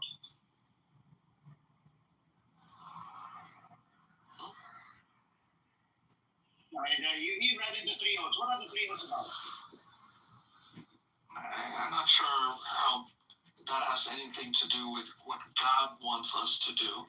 I want everybody down in the audience and up here, look up what the 3 oaths are. Right? It's really problematic. You're being intellectually dishonest right now, Yaakov. You know this is what I'm going to do with this, right? Yeah, you are. He does that all the time. Oh. Yeah, I mean, it's a normal thing. It's a normal Zionism. That's what it is about. It's all, deceptive. Guys, whenever you cannot answer a question, you attack people personally. No, I'm not attacking personally. That's being deceptive. And having a normal intellectual conversation You just seen and control your dog. I mean, every time I open my mouth, your dog starts barking. Why the entire dogs are barking? Why do you come off the mic? It's not between you. It's me and Yaakov.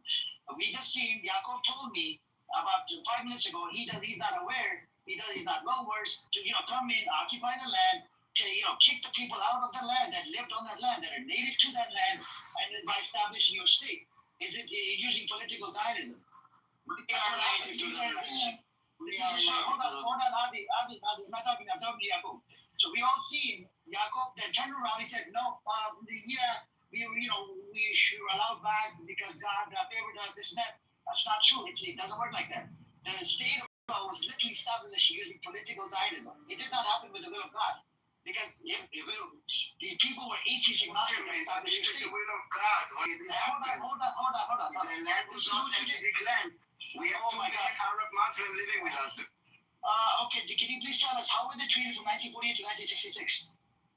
The 130,000 that were left inside Israel. They were treated before by the Ottomans and by any other countries around us. Ask the Arab Muslims in Israel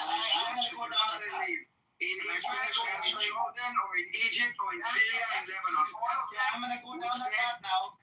Why every time I speak, I need to speak with 3 other voices in my head? Like, why? Can you control your words? Fucking rabid Nazi love. Amira, if he keeps cutting off, I can't hear. Put a muzzle on them. Put a fucking muzzle on them. You didn't get your rabies shot? Nazi love? Let's please. Piece of fucking shit. No, don't please. Look at that. You're really a chosen one. Look at you. Can you control them? Can you control them when you want to shoot them? Mute up. Thank you. Yes, Yaakov, what was your answer? And I'm going to respond to what Daniel said. Go on, Yaakov. I muted everybody.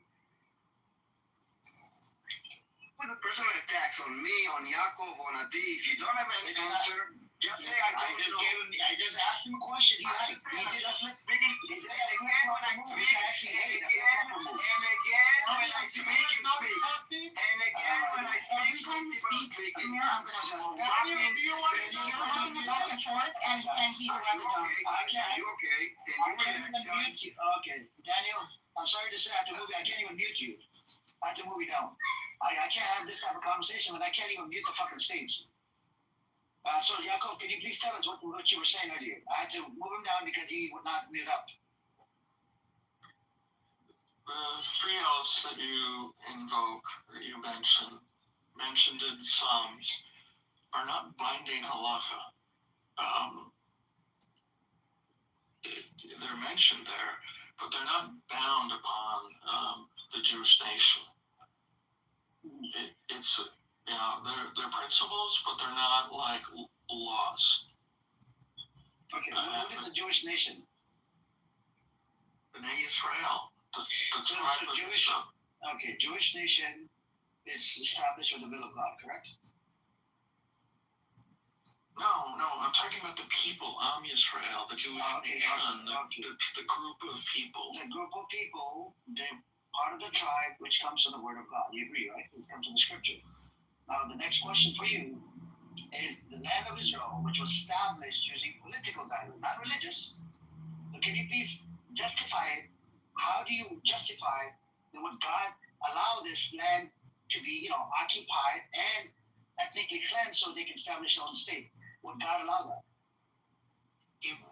If he so completely disagree, you brought up, we broke the covenant with God.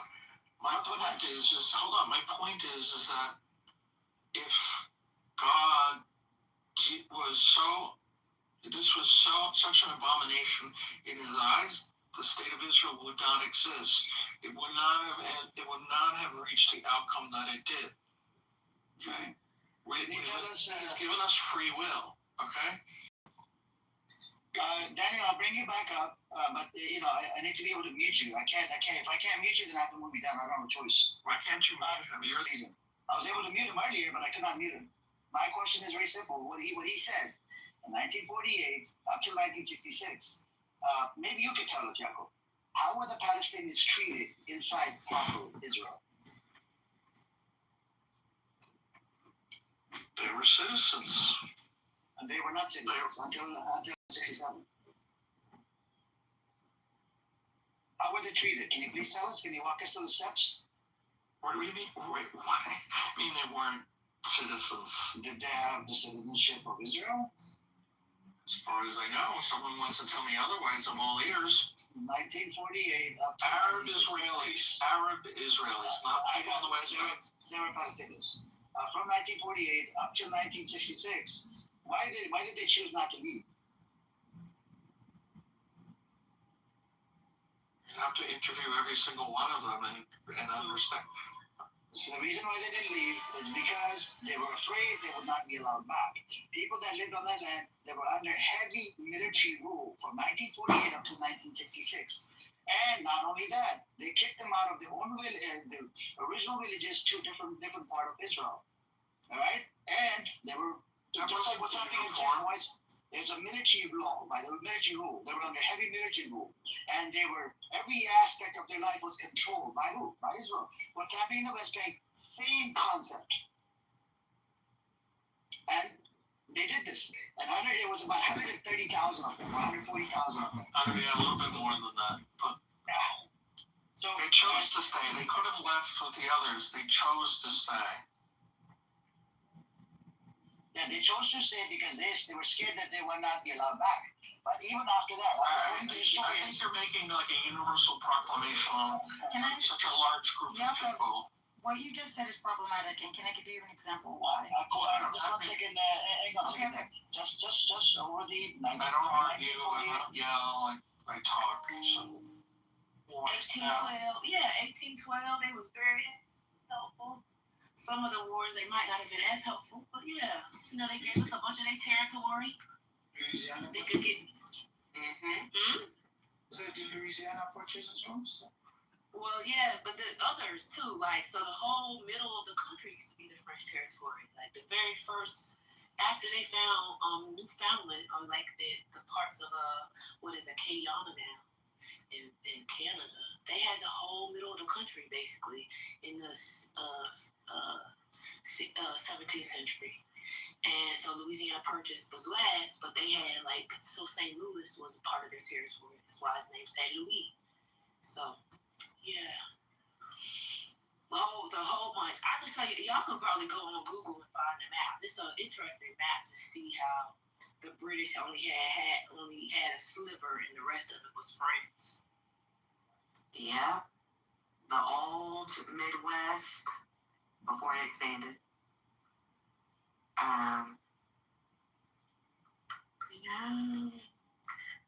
France has been on their America pill today. They will be playing, That's also apropos. Exactly. Brotherly love, that fraternity. Red, white, and blue will be represented today. I will be rooting for them today. It is my patriotic duty as an American, I guess. And as someone who stands against slavery feasts, okay? Yeah, you gotta ignore them. I I only came in here because I knew y'all was in here talking, or at some point I got a message from Lord because I knew he knew I was happy about the game. Yeah. Glad you missed. Good. Now I don't have to hold that L. Who France playing with tonight? Paraguay. Oh, okay, that will be easy. Oh yeah, that's gonna be a layup, but it's gonna be a nastier game because of all that population. If people can turn around and say, hey, look, guys, you were in Europe forever. You're Europeans, let's be honest. No, let's not be honest. We Well, not let's, it's not plural, it'll be singular. I'll be honest. I actually, you were persecuted in Europe for so long. Like, those Christians, they did not want them there. And it wasn't, it wasn't politely and sort of politically necessary. I think that they would have done it earlier anyway, but just don't make the argument that if someone stayed. No. Palestine, for 1,400 years, the doors were open. The doors were open. What do you mean? You got anti-Semitism didn't start in the Middle East. Let's be clear, okay? So it's not like you were going to go from Europe to the Middle East and you were going to encounter. No. You guys were cool there. Tribalists. And we were cool in the Polish Empire for the longest of time. You were. I'm not going to say that word. They didn't want you there. They did not. They invited us there. In Europe? Are you familiar with? No, in the Polish Empire. Are you familiar with? In Europe. I'm sorry. Did they only die in Poland? Did you know the Polish Empire? We have. Okay, you know what? The Jews. Those Jews. They stayed. They chose to stay, right? They chose to stay? I don't know where. They chose to stay under belligerent anti-Semitism, threats against them, because they wanted to stay, right? They did. Listen, that's where the money was. They had assimilated to European culture. They are willing to disavow Judaism, but unfortunately, the Europeans said, if you willing to. Yes, they changed their names and everything. Cut the shit. Listen. No. You know why they changed their names? No. Hold on. No. Let me give you the historical. No, I don't want you. No. That's your They changed their name. No. This is the kings of Eastern Europe because they needed to tax the people and they needed to create conscription, so they needed last names. Okay, that's fine. You know what? You didn't change your last name. That's fine. You didn't change it. Our last names were patrilineal. We did. You're the son of Jacob, but I know. They need to tax that. They were not changing their Jewish names. So you're saying that they didn't change their land, and who want to stay in their land. Don't make the argument that they could have left, okay? Because then Objection says what? It's a war, so they have to kill children. They have to kill You gotta abort the children. These were just late-term abortions. Did you know that in the 40s we have a Jewish Polish cemetery in Iran, believe it or not, and that happened during the 40s. Yeah, we talked about that yesterday. I'm well aware of that. Yeah. So some of them left. I mean, very a couple thousand. We welcome them. You know why? Because you know anti-Semitism in Persia at that time. They were even today. We always welcome Jews, even the Ashkenazi Jew during the. I'm well aware of it. I know the history. They wanted to stay, sorry. Yeah. So I mean, the argument that you understand, and they can throw back the same argument to you. So. No, I'm just saying all I was disagreeing with was the statement, nothing more. Right, and I'm just telling you, right, like the logical conclusion. I'm telling you where someone can take it legitimately. That's all I'm saying. And they wouldn't be wrong either. Okay, so we can go genocide for genocide because you guys justify your terrorist nation. So we'll go genocide for genocide. How about that? Hello? That will get anyone, anywhere. Jacob, I'm Armenian. So the way that Turks deny genocide, they say that it was a war. That's what was happening. That's why they massacred 70% of the Armenian population. That's why over a million and a half Armenians were slaughtered, massacred, burnt in barns.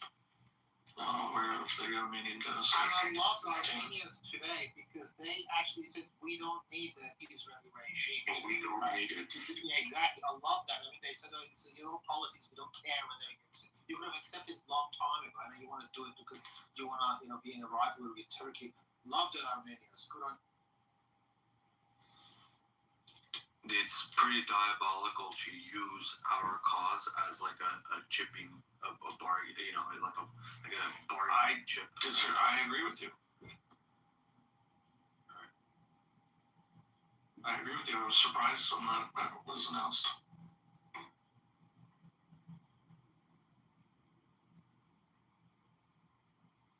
I mean, you got to be consistent with genocide. I remember Yakov 20 years ago. Iran and Turkey got a good relationship. Even in the sometime in April, I think it was genocide of Armenia. They come to the street and they protest again in front of the Turkish embassy because we recognized a long time ago about the genocide of Armenians. That we actually let them in. There was a big Armenian. I have two. Yeah, no, I'm well aware of it. The Israel, for the political reason, they had to wait till today. And I mean, people can see that. We're not dumb. We know why you decided to make it down that time. I mean, not you personally, I'm talking about people. Hello.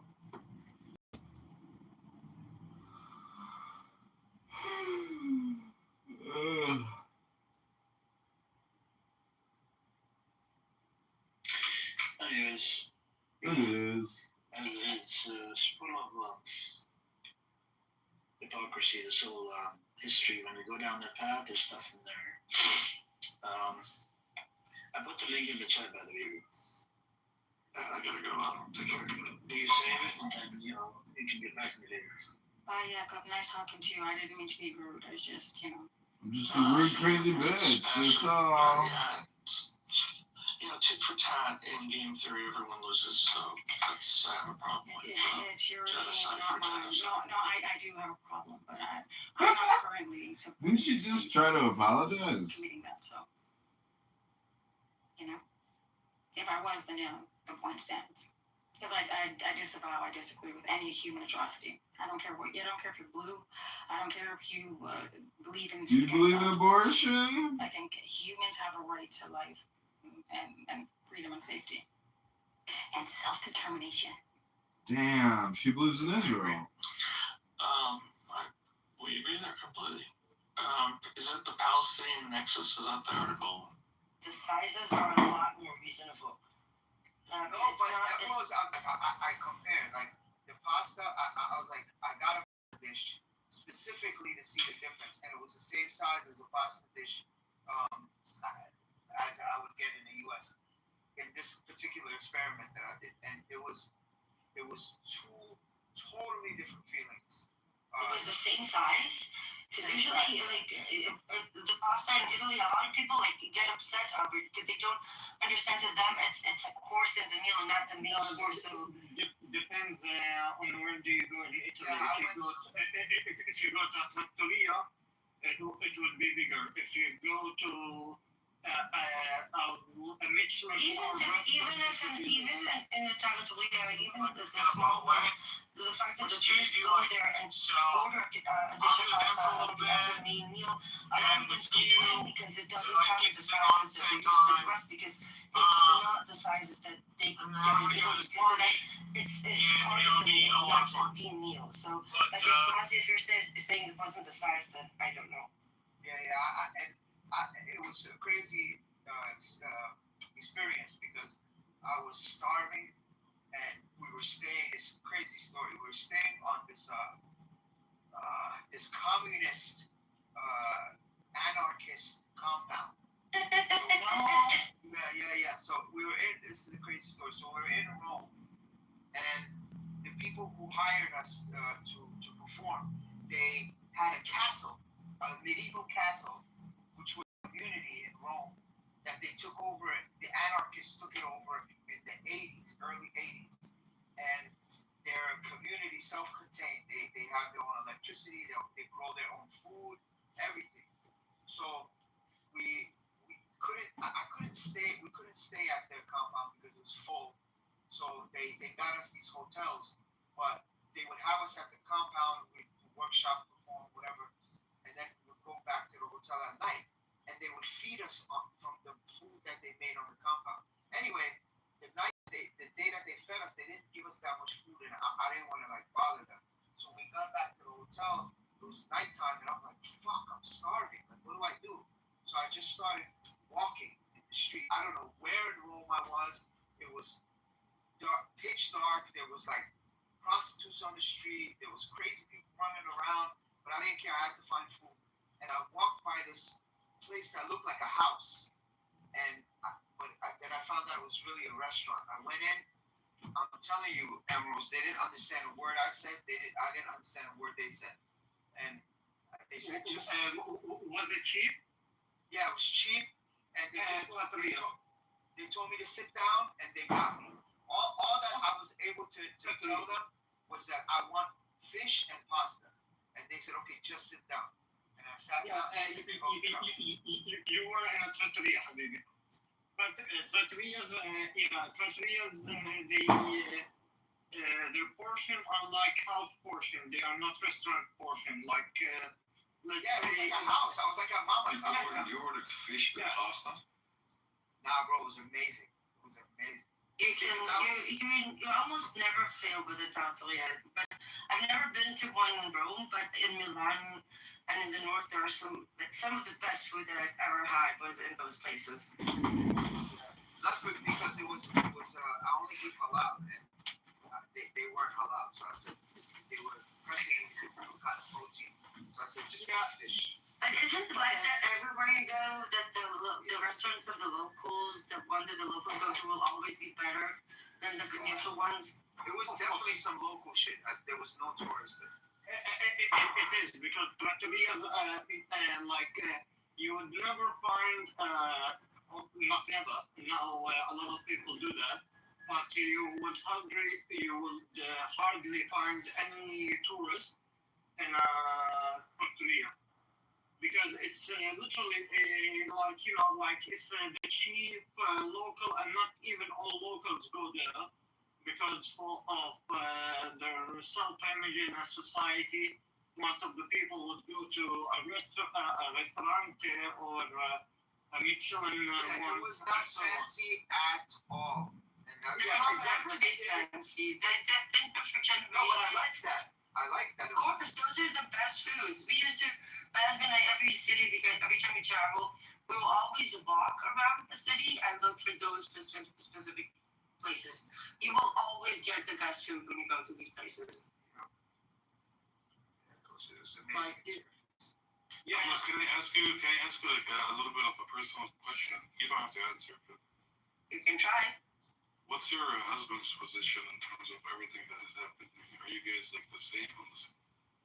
Yeah. Does he serve? I'm not going to continue talking about my family. Okay. If you want, I will privately tell you everything, but not in a No, I'm just kidding. No, I don't really want to ask details, but you both are on the same page, so you have the same position when it comes to. Which is exactly why I'm very careful. Assalamu alaikum, General. What the hell? Edward's back. How many generals sitting in the room, bro? Like, what the hell is this? No, that's Can you smell the honey?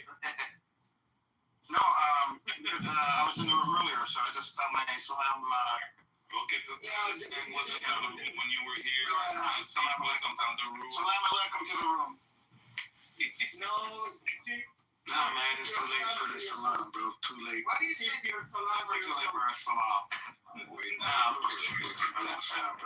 So Amir's room, he's not paying attention, and some of the designers that are in there talking to themselves.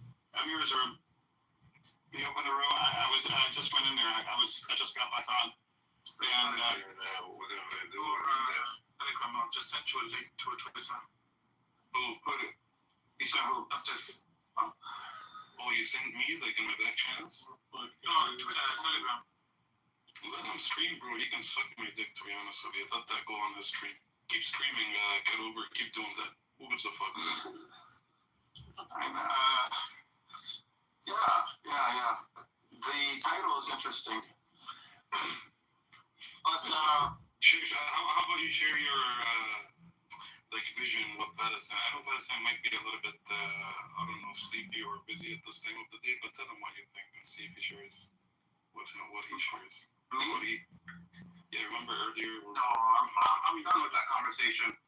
Yeah, I know. It's okay.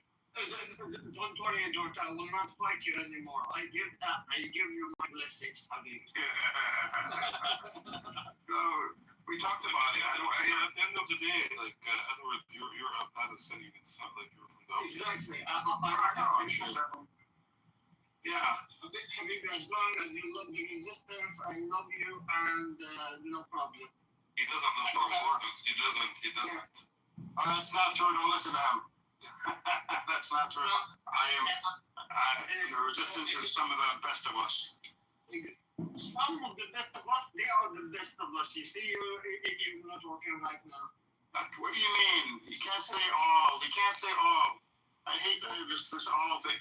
I can't say all. They are the very best of us. Hey, Al.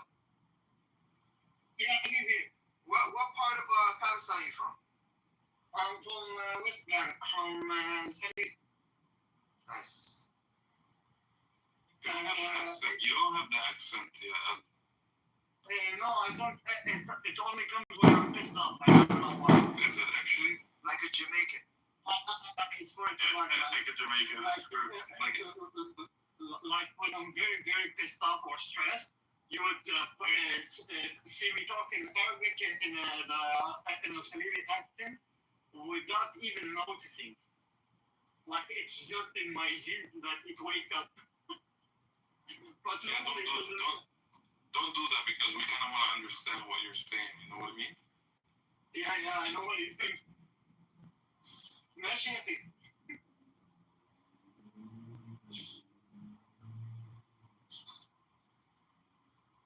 And where are you from, Justice? I'm from Gaza. Really? Have you lived there? No, I haven't lived there. Actually, my family left in 1948. Well, some of them, not all of them. الله ان شاء الله حبيبي. We're from Qatar, Gaza, to be specific. Do you know what Qatar? فلاحين يعني. Yes. والنعمة. والنعم فيك يا حبيبي. يا الله إن شاء الله كان حبيبي our boys might get you back to Gaza when we kick the colonizers out. إن شاء الله.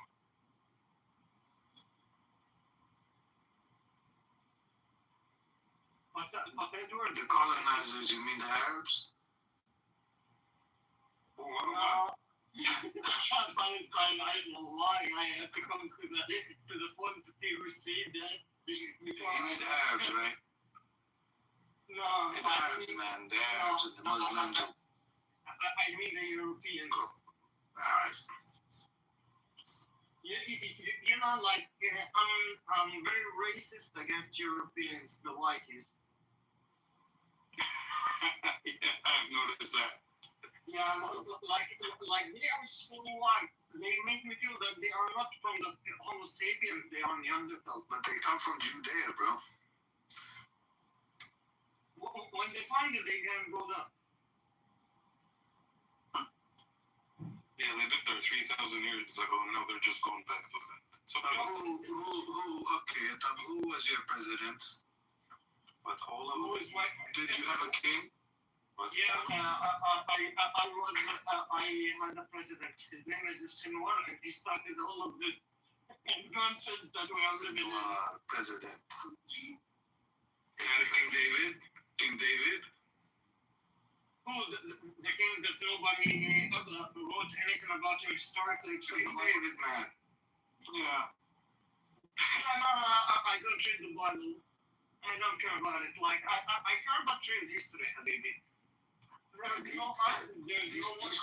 These talking points, man, they're just so tiring, Edward. What do you think? Like, You know, the more you listen, you know, at first you're like, they're dumb, but then it gets to the point where, you know, they're actually taking them seriously, and it hits you.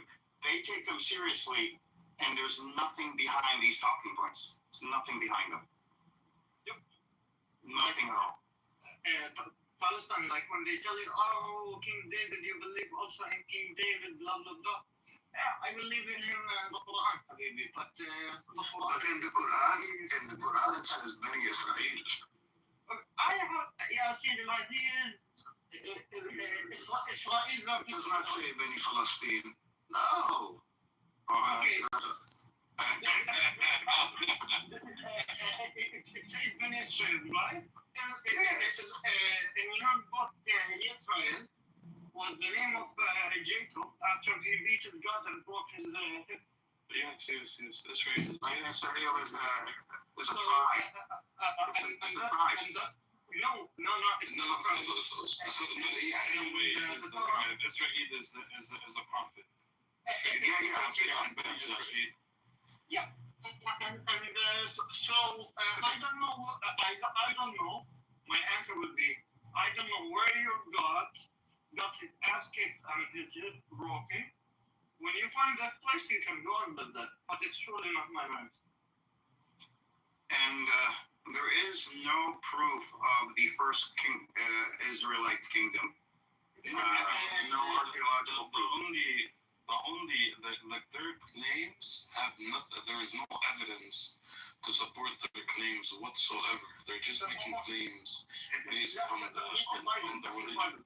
The second kingdom, the Jewish kingdom, is smaller than the West Bank. Edwin, It's a city-state. Huh? Do you want to laugh real hard? Go ahead. Okay. So in the kings in the Bible, they mentioned that they all kneeled to Solomon and David. We have artifacts mentioning the rules, their everything. Okay. The only two people that we don't have any artifacts that they literally existed are David and Solomon. I thought there were David, the house of David. Nothing. Dude, it's a fake one. Oh, really? Yeah, it's a fake one. But this claim, either way, if it existed or didn't exist, doesn't matter. How many, little kingdoms existed in this region over thousands of years? And you pick one of them and say, well, the land belongs to the people that, are not even associated with this kingdom, but follow the same religion. So therefore, it belongs to this. You built an entire nation out of these talking points.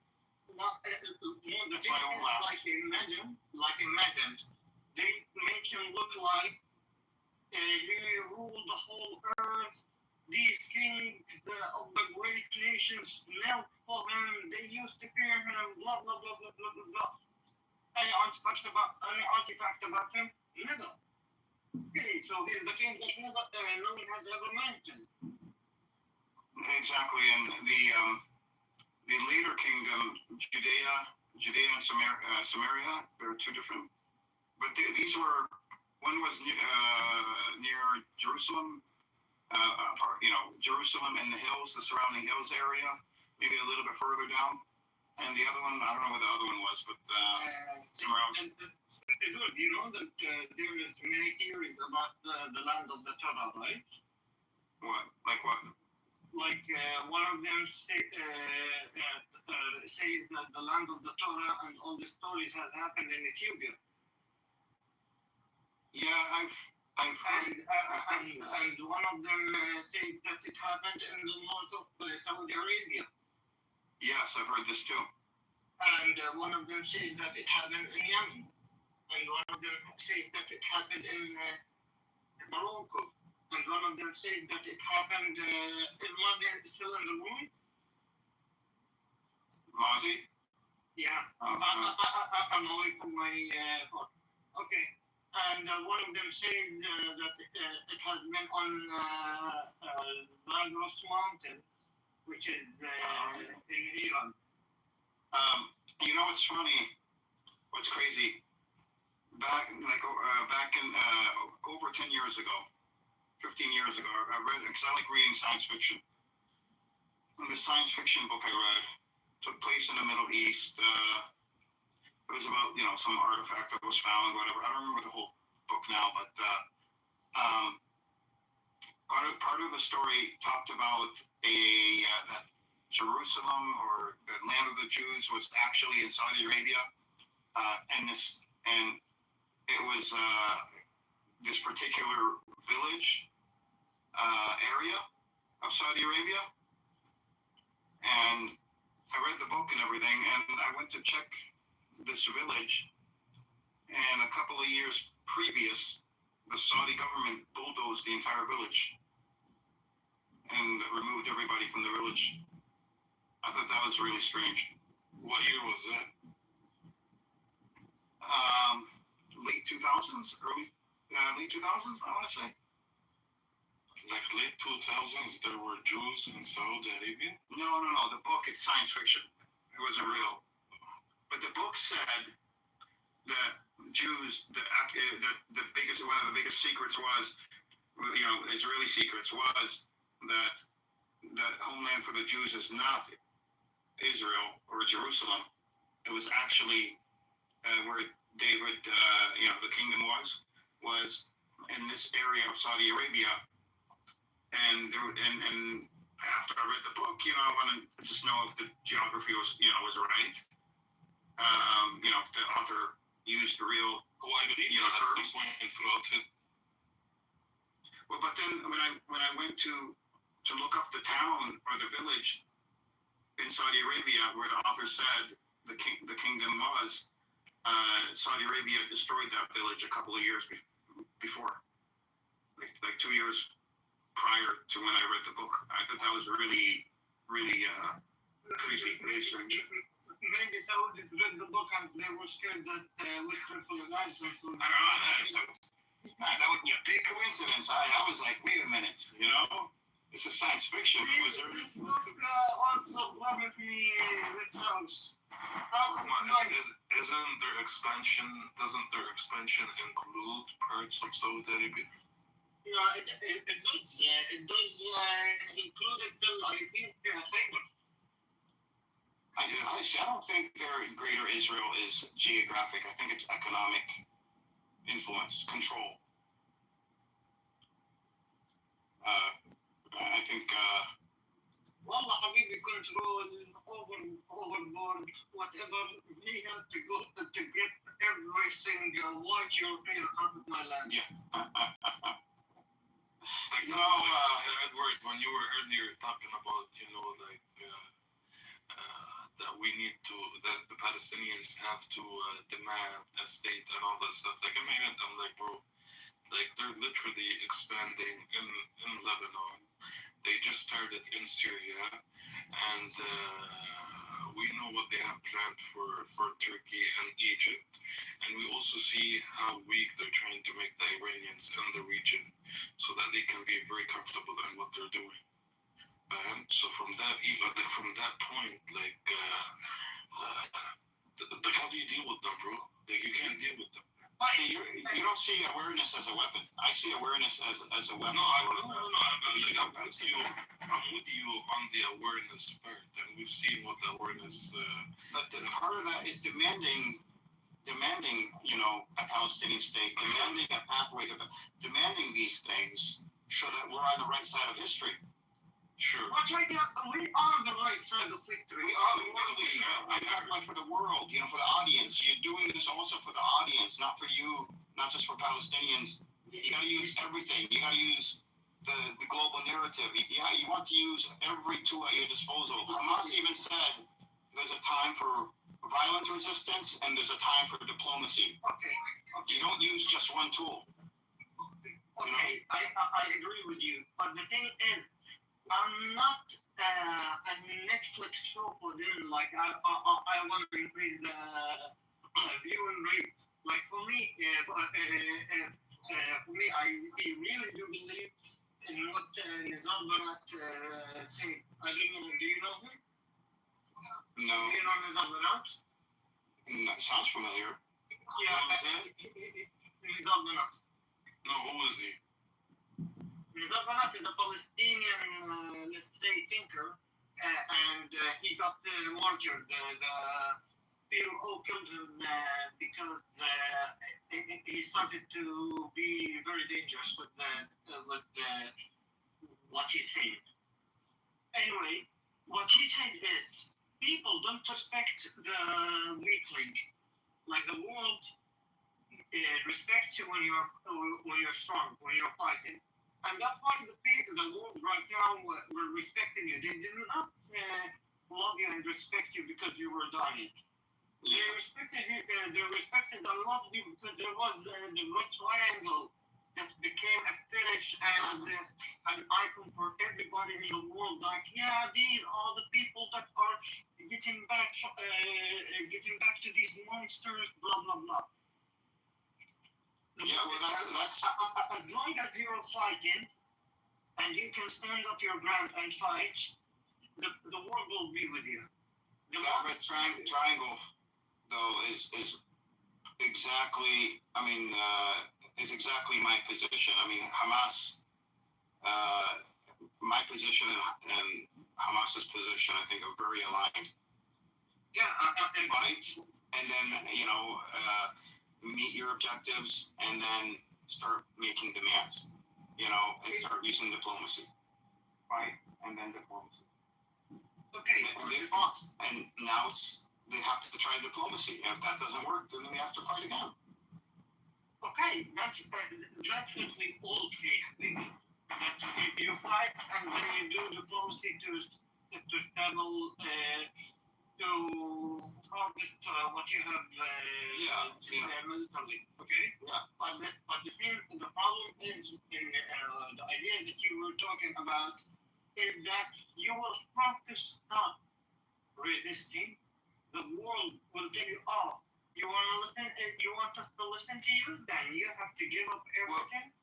But you have to, like Hamas. I understand that if they are, working on diplomatic solutions, they are not fighting. That they would not. I mean, unless Israel is attacking them. But you don't fight when you're working on diplomacy. There's an agreement to stop fighting and to start talking, and you take advantage of that. See what you get out of it. Did the world force Israel to do that? The what? Did the world force Israel to do that? But Israel is also weakened itself by doing what it has done. Okay. So, but my point is, you can't depend on the world to be your backup, because they will never be your backup. You can't live in a vacuum. The Palestinians have lived in this vacuum already. It hasn't worked. You can't live in a vacuum.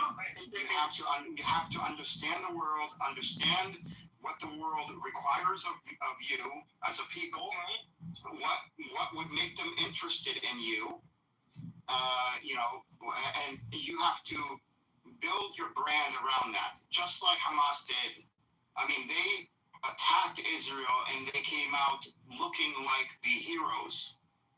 And they are heroes to us, but I'm saying to the world, they're supposed to be terrorists, but they came out, they are the heroes.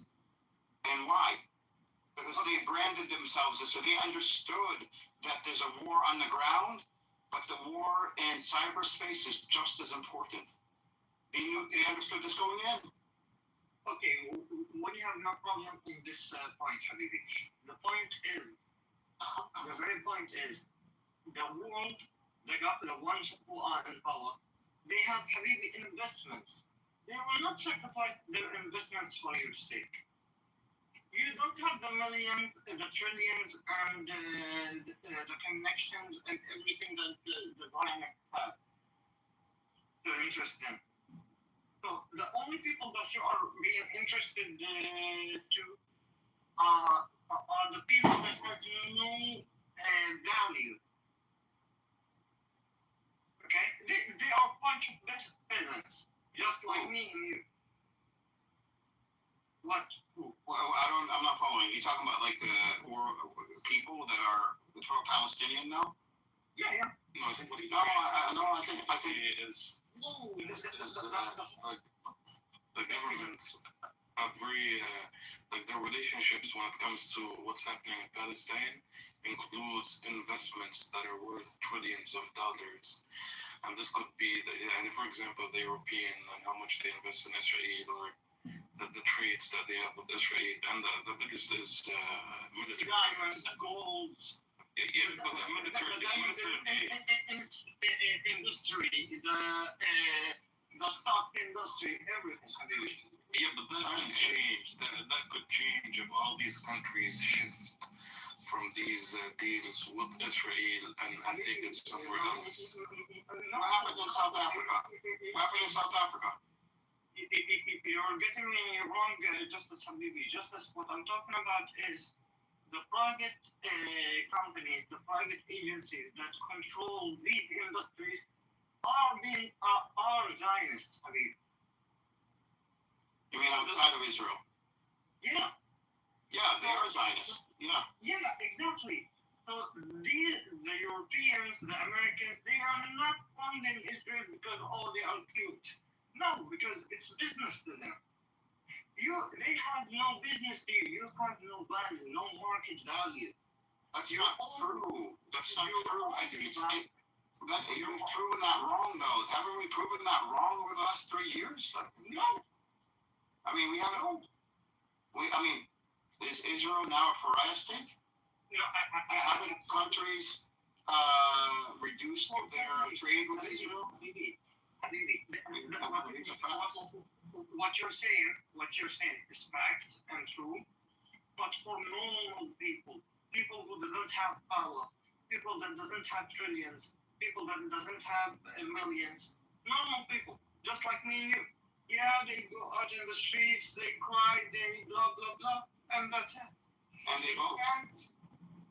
Do you really believe in voting? For fuck's sake. Yeah. Yeah. Okay. Yeah. Okay. Yeah. Voting does work. Okay. I mean, you live in a Western country, you know voting works. No, that's why I know that it doesn't work. It does work. No, it doesn't. You don't live in a dictatorship. Okay, so the illusion of freedom is freedom. Freedom isn't an illusion. It's what you make of freedom. That's where the illusion comes in. Okay. Let me ask you a question. In Germany, doesn't the normal German has the right to express himself in any way, and he can talk in anything? Well, what's that got to do with freedom? But there is no freedom. That's what he's pointing out. Wait a sec. I mean, your freedom sounds different than my freedom. I don't believe in people expressing themselves any way they want. I didn't finish. I'm talking about what's the Western value and what's they say it's freedom, the freedom of speech and the freedom to express yourself. You can talk about Muhammad however you want. You can talk about burning the Quran however you want. No problem. It's freedom of speech, freedom of religion, blah, blah, blah. But at the same time, the same government that is voted, quote unquote, wink, by the people, and so that the German people are going in rallies for Palestine. They went out, they beat the shit out of them, and they fucked them over, and they oppressed them just like a dictator. I don't think it's that bad. I mean, I know they're going after Palestinians, but to say that we haven't made progress in the last 3 years and no, I'm not saying that. What I'm saying is, maybe, that we have made progress on the normal human. On the normal being, the one that got his head brainwashed from the news, and we fixed that. Good. No, it's a great accomplishment. You know, like Israel has paid trillions of dollars to advertise for some bullshit, and we have destroyed it. Like imagine you have destroyed the worth of trillions of dollars. No, we should use that to our advantage. You use it by continuing to fight. Continuing to what? To fight. Fight. We can't call the resistance the best of us, but throw them away as if they were the worst of us. No, I'm not saying throwing them away. That's why when it's time to fight, this is a very important decision. It's not, you know. And that's why when I started the whole discussion, and you told me, what's your plan? I told you, my plan is let the resistance stop. They know the best. You told me, no, that's not a plan. I told you, this is not plan. No. They know what they are doing, and the only solution is to fight. No, it's not. That's not what the resistance solution is. It's to remove the occupation off of the Palestinian people. And how do they do that? How do they do that? By fighting. No, they do it by other means too. It's not just fighting. Cool. What is Edward, do you talk Arabic? Maybe it's easier for me to deliver the. No, English is better. Okay. I know what he's saying. Alhamdulillah. Yeah. Good evening, gentlemen and General. Good evening. Well. How are you doing? All right, everyone. I'm listening, but also watching France versus Paraguay, as I'm sure Justice is too. I hope Paraguay wins. Me too. That's exactly what I'm just going, miss France, miss. Anyway. It's okay. Yeah, so okay. We agree that we have to fight. We agree that we need the plan. We agree that there is a time to fight. There's also a time not to fight. Exactly, which is after you vote to cement what you have accomplished through the fight. Did you ask Edward earlier if he speaks Arabic? Yeah. And he said no. A little bit. Yeah. Should I be? What? Yeah. What?